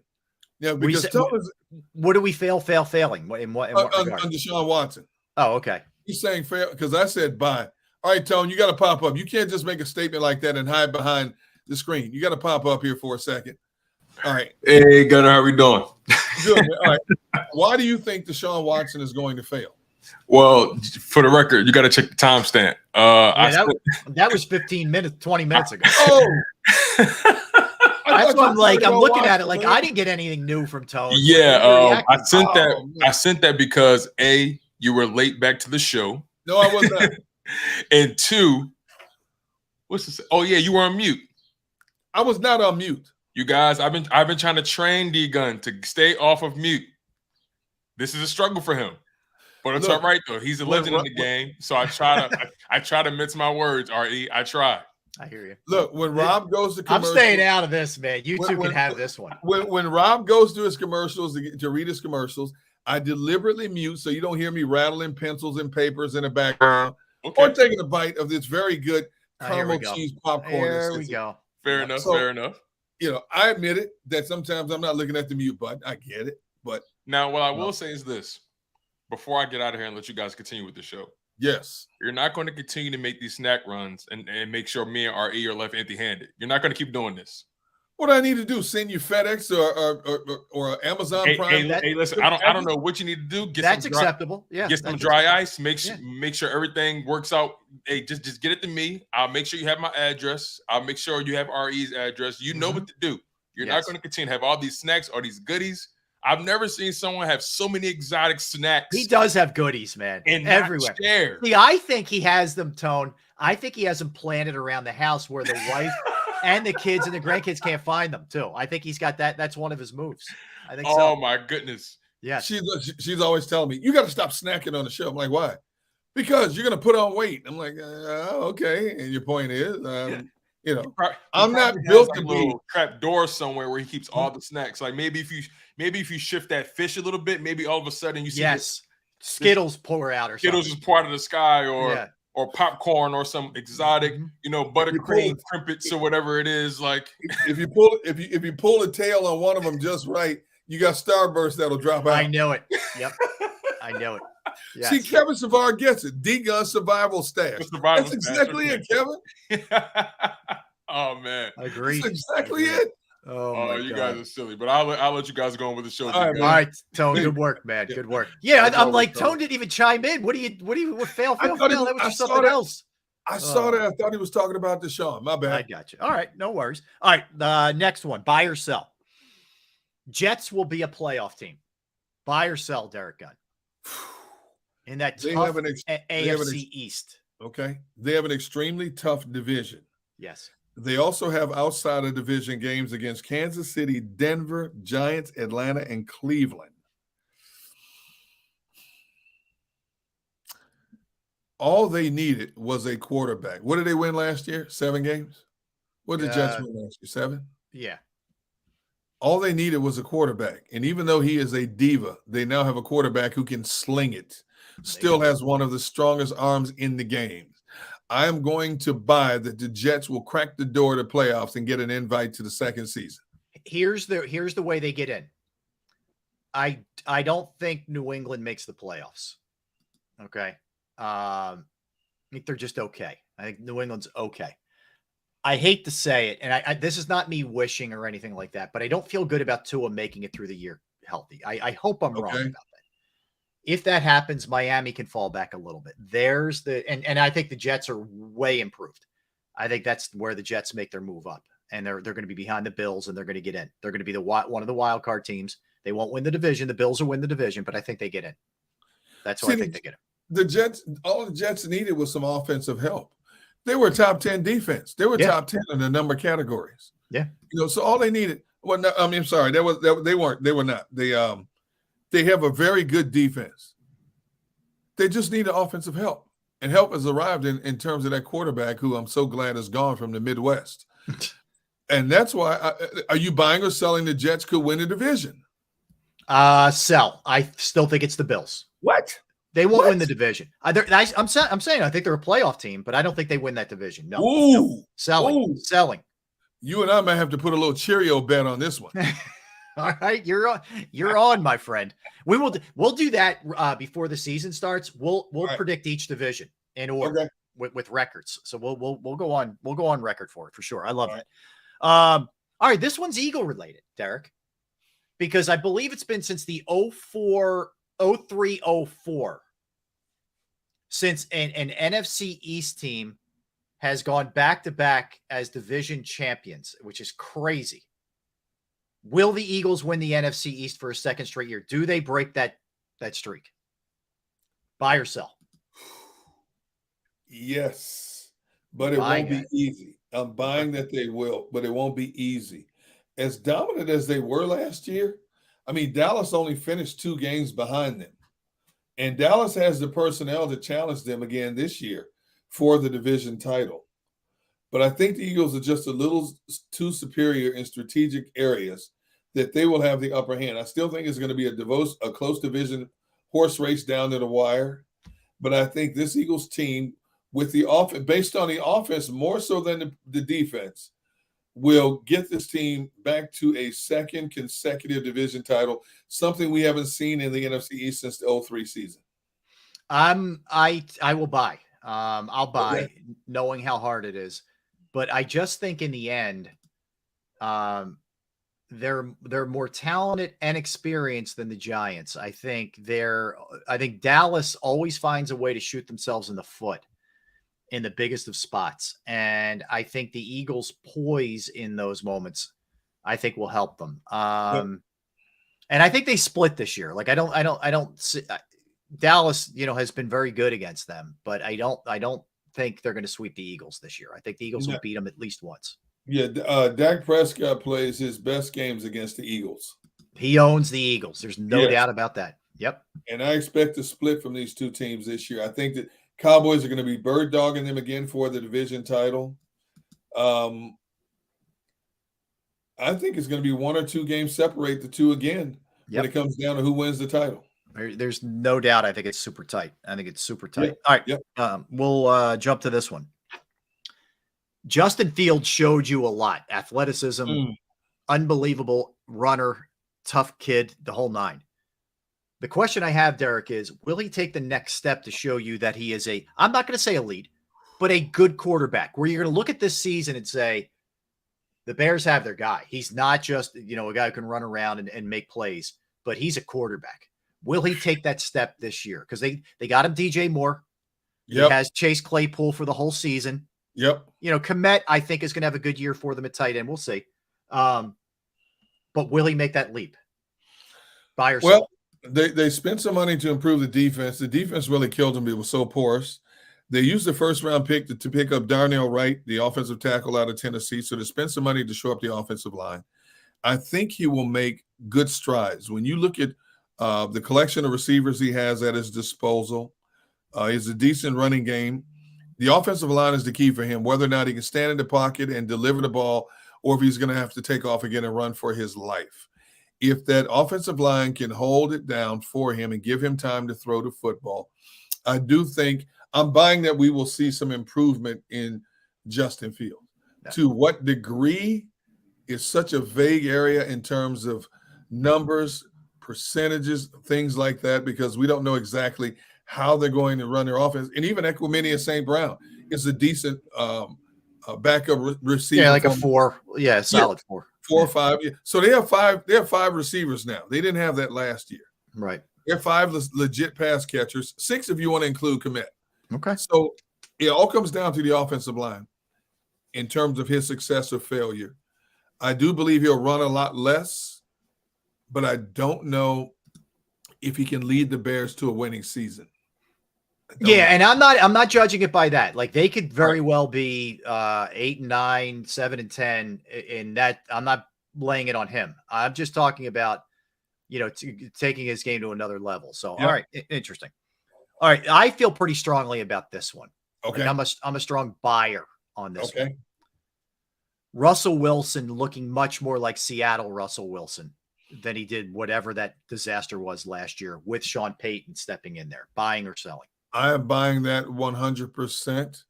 And maybe not so much Russell, but the entire offense getting refocused and playing a Sean Payton type offense. I'm buying 100%. We're going to see Russell Wilson play a lot more like the Russell of Seattle, more so than we saw the Russell playing under Nathaniel Hackett. Yes. Buying that one 100%. Yeah, I think he comes back strong. I think because the weapons are in place. I think the coaching is there now in place. There's too much there for him to look as lost as he looked early in the season last year.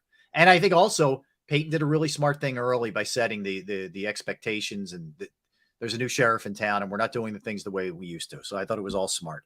I mean, Denver had the 7th overall best defense. They had nothing for offense, nothing. Yeah, their defense is good. Most of the personnel is coming back on defense. The biggest key is that defense only gave up 21 points a game. Yeah. You give up 21 points a game. If you have any kind of offense whatsoever, you're in every game you play in. Agreed. Yeah, we were talking about it a couple shows back. They were, for some part of the season, they were number 1 in terms of points allowed, and they were dead last in terms of points scored. It was hard to do, but they were doing it for a while. Okay, buy or sell. Lions win 11 games this year. Not a huge step up from last year. Now, they weren't a playoff team, okay, but they were 9-8, so it's 2 more games, which would likely get them in the playoffs, by the way, if they win 11. They should win the majority of their division games. Here's the thing. The key is, how do they come out of the gate running? They open a season at Kansas City. Right. Then they have Seattle at home and Atlanta at home. That's not easy. Those are 3. I think at the very least, they need to go 2-1, 2-1 in those 3 games. Even if they lose to Kansas City, you need to beat Seattle at home. You need to beat Atlanta at home. They also have Baltimore, Vegas, Saints, and Denver on their schedule. Oof. And then they close out the season at Minnesota, at Dallas, at home versus Minnesota. So potentially your last 3 games are against playoff opponents. Ew. That's not easy schedule, dude. No, I'm not loving that start. I'm not loving that out of the chute for them, really. Tell you the truth. I am selling. I think, and I've told you this I might be selling too. See, I told you this a number of times. Detroit is the one team in the NFC that I will watch closely to see how they pan out. I really will. Yeah. But I'm going to sell. I think it's going to be under 11 wins. Could be 10, but I think they're going to win under 11 games, but still find a way to get in the playoffs. All right. So I'm doing this one on the fly, okay? But just thinking about it. I'll ask you almost the same thing, buy or sell. The Atlanta Falcons. So Atlanta was 7-10 last year, and they play in my opinion, the weakest division in football with the Bucs and the Panthers and the Saints. Yeah. Do they win the division? Spent a lot of money. Bijan was the headliner for the draft, but made a lot of moves on the defensive side. Desmond Ridder in his second year. Healthy Kyle Pitts, who they expect to be back for camp. They're interesting, at least. I will say that. I'm buying Atlanta, Derek. I'm buying it. Winning the division? Yeah, I'm buying it. I think the division runs through the Saints. Okay. I honestly believe that with the Derek Carr down there, was it Pete Carmichael, still the OC. Andy Dalton wasn't it. But I think Derek Carr, say what you want to say about Derek Carr. Many love him, many hate him. I think Derek Carr is a significant upgrade over Andy Dalton. And I think if Michael Thomas can come back and stay healthy to go with Chris Olave and the other pass catchers that are down there, Alvin Kamara, running the ball out of the backfield, the defensive personnel, I think even though Atlanta spent over $200 million on defensive personnel this offseason, I'm selling Atlanta winning division. I'm not buying it. Okay, that's gonna be a fun one to read. I don't know what Ridder is. I don't. I know, and that's the biggest what if. Yeah, it is by far biggest what if. I don't know if this is a buy or sell, but I'll just ask you, who do you think emerges as the quarterback in San Fran? Do you think it's Purdy? Do you think it's Lance? Do you think it's Darnold? Who's the guy who, when things get real, if everybody's healthy, who is it? Purdy. Okay. I look at what he did over 9 games. The kid completed 67% of his passes, 13 touchdowns and only 4 interceptions for a guy who was the last pick in the draft, who wasn't even expected to suit up week in and week out. Because he was in a Kyle Shanahan type offense, Kyle streamlined that offense to cater to this young man, to get him comfortable in a hurry. He's a good decision maker, takes care of the football. I think on equal terms that Purdy wins this hands down. I think Sam Darnold is going to spend the rest of his career being a backup. Lance, for whatever reason, he played in 2 games.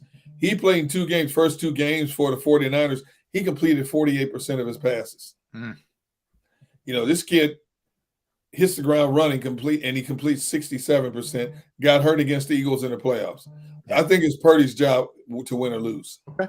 I 100%. If I'm buying that, I'm buying Purdy. I don't trust the other two. So I would buy Purdy. And I think they want it to be Purdy's job too. Just the stuff you hear come out, leaked here and there. All right. Beyond that, I'm going to ask you about the top 3 guys. I'm not going to ask you about Levis. So I'm going to ask you about Bryce Young. I'm going to ask you about CJ Stroud. And I'm going to ask you about Anthony Richardson, the top 3. Okay? Of those top 3, do any of them, when all is said and done on this season, do we look back at any of them and say, look out, the way we kind of did with Burrow, or the way we did with some of these other guys in their rookie year, where we're like, look out, this guy's the real deal, man? You buying or selling any of that? Or are we still kind of going to need more time when this season's over for all 3 of them? I have to sell for now. I think, what we're hearing already, Bryce Young taking first team reps. You look at the situation of Stroud down in Houston. Who's in front of Stroud? Davis Mills and Case Keenum. Right. Case Keenum is 35 years old. He's played for 7 different teams in his tenure. That tells you all you need to know about a Case Keenum. And they've seen enough of Davis Mills. I mean, he didn't get much of a chance with much talent, but I just feel like they've been there, done that with him.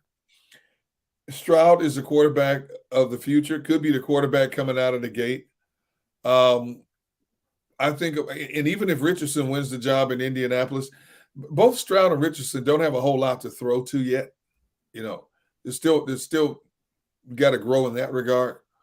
I'm going to sell in that regard. I think it's going to be an up and down season for both. I think they're going to have some shining moments, but they're going to make some mistakes because it's that natural transition from the college ranks to the pros. So I'm going to sell. I don't know if we're going to come to the conclusion at the end of the season, their first seasons, and say, wow, watch out for this dude. He's like on his zenith going in the right direction. I'm going to sell too. I'll say the guy at the end of the day that we like the most will be Bryce Young, because I think he's set up to succeed probably the best with Reich and what's going on down there. Okay. I'll go with that. But I don't, I'm with you. I mean, they're all in tough spots because none of them are on great teams either, but that's just the way it goes. Yeah. Will Kenny Pickett emerge as a good, I'm not saying elite, but good, where you say, all right, the Steelers have their guy for the next 10 years? I don't know about for the next 10 years, but I believe Pittsburgh is comfortable with him. Pickett played 13 games last year. And wow, you talk about somebody going through growing pains.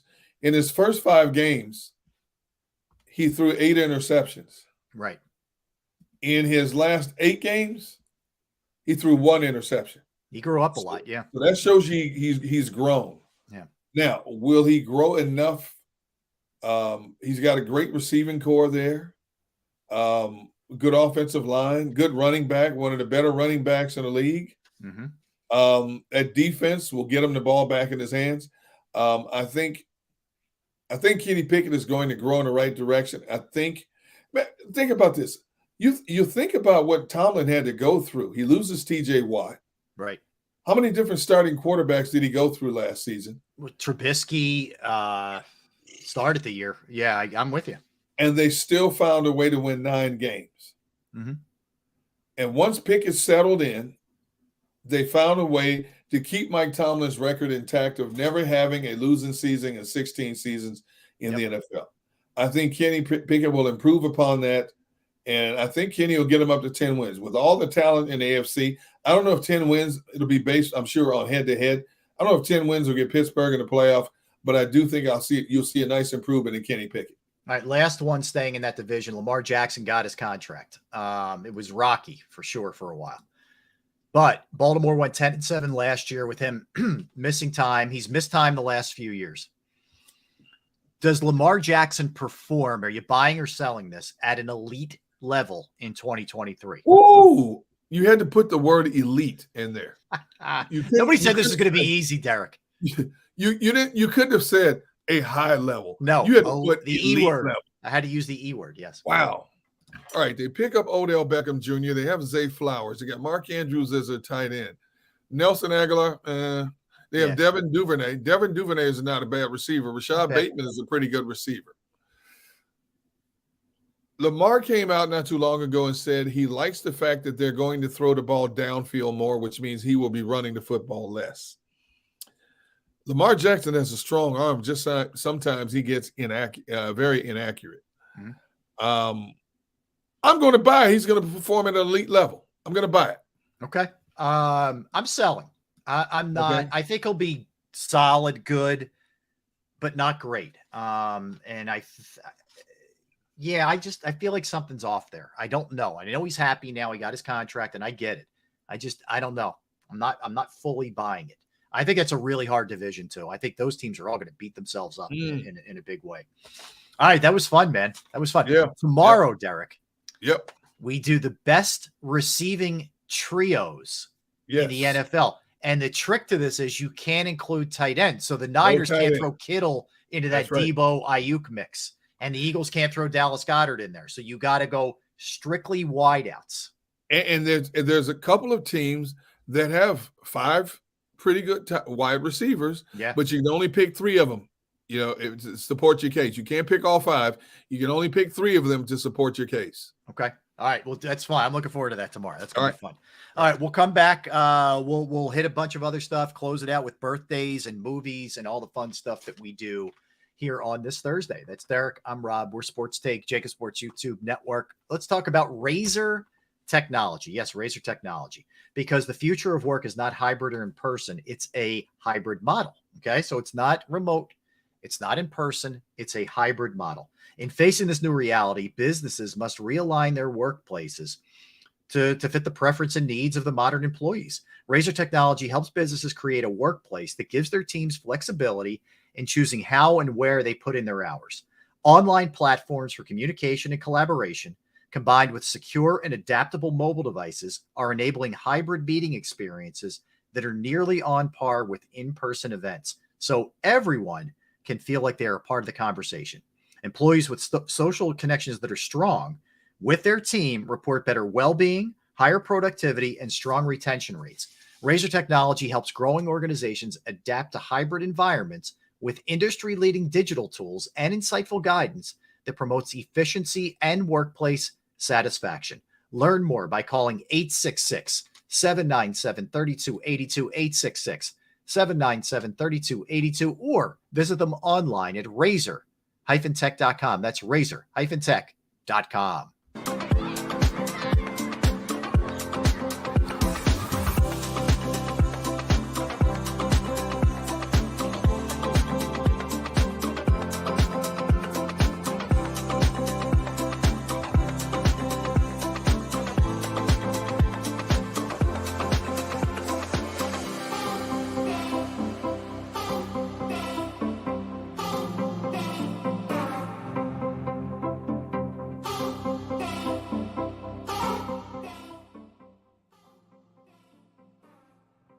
Heading down the shore, have a ball once more.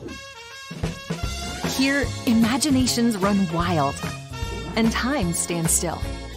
Because here, you can find the best of the Jersey Shore, all on one 5-mile island. So leave the old you behind and get lost in the woods. Wild, wild, wild wood days.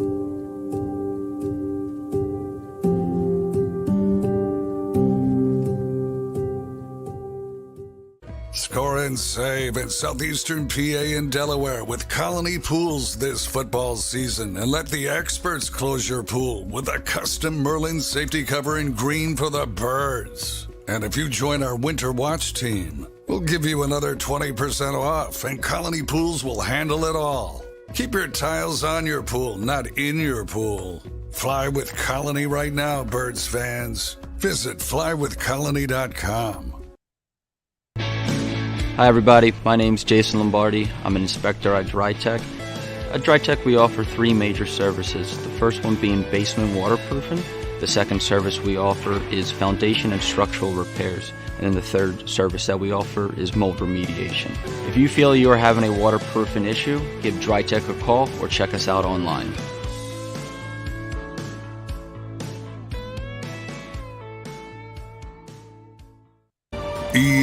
EAGLES, Eagles.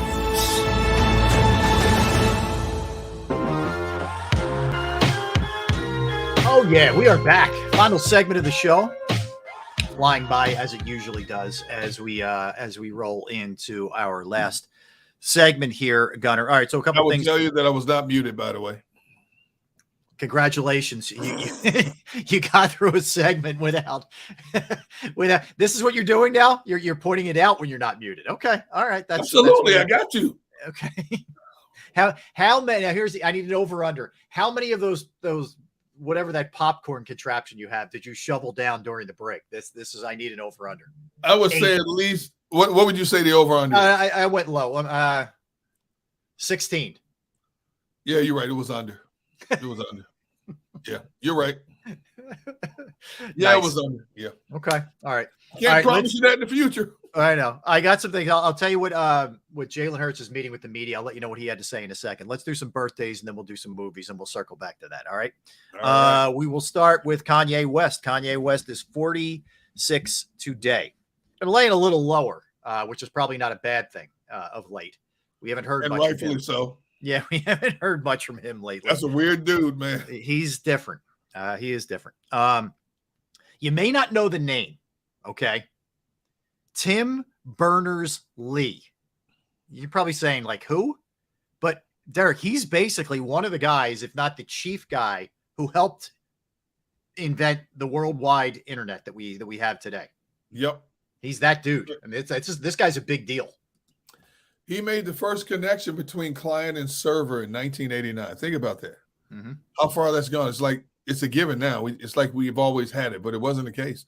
He made the first actual connection between client and server in 89. I didn't know the name before I looked this stuff up last night. I didn't either. I had if you would have said to me, who's that guy, I would have said like a philosopher from back. I had no idea who he was. Professor. Yes. And he's not he might. Is he in his season? Like how old did I say he was? He's only 58 too. Like this guy, man, awesome. All right. Jerry Stiller, the great comedic actor, Seinfeld, a lot of other stuff in his later years, but he was born on this day, 1927, Ben Stiller's dad. So funny human being, for sure. Frank Lloyd Wright. I mean, you one of the great architects that have ever graced the earth, born on this day in 1867. His work, Derek, is all over so many big cities in the U.S., man. I mean, it's even incredible. Wilmington, Delaware. He's done a lot. He's done a lot of work there also. Mm-hmm. I've seen some incredible homes, and I mean homes that are like 40, 50 years old. Incredible architecture that he did. Yeah, absolutely. Barbara Bush, who was the 41st First Lady, who was the husband of George H.W. Bush. Yep. So she was born on this day, 1925. One of my favorites. I don't see him as much anymore, but Keenan Ivory Wayans is 65 today. The guy who created In Living Color, did a lot of other stuff too. But I thought he was just unbelievable. He was great too. Not only was he good and funny in the skits and whatnot, but he was a really good director, really good producer, hired good people. Like the guy was awesome. It is awesome. Whole family, very talented family. Yep. Yeah. Marlon, Sean, Damon, Sean. Yeah. The sisters, they had sisters that were involved too. Joan Rivers was born on this day, 1933. Passed away a few years back, but she would have been 90 today. Juliana Margulies, ER, a bunch of other stuff. She is 57 today. Nancy Sinatra, the daughter of Frank Sinatra, is 83 today. Man. Maria Menounos, actress, host, is 45 today. Frank Grillo, the actor, is 58 today. Bonnie Tyler, the singer, the raspy voice, I Need a Hero and a bunch of other stuff, is 72 years today. Boss Skaggs of the band and solo artist. Oh yeah. 79 today, Boss Skaggs. Sad one here. Rob Politis, he was part of the Milli Vanilli group. He ended up taking his own life, sadly, but he was born on this day, 1965. Underrated actor, Derek. Bernie Casey. Yes. Bernie Casey was a very good actor. I believe he played in the NFL too. I think so. I think he was a former player.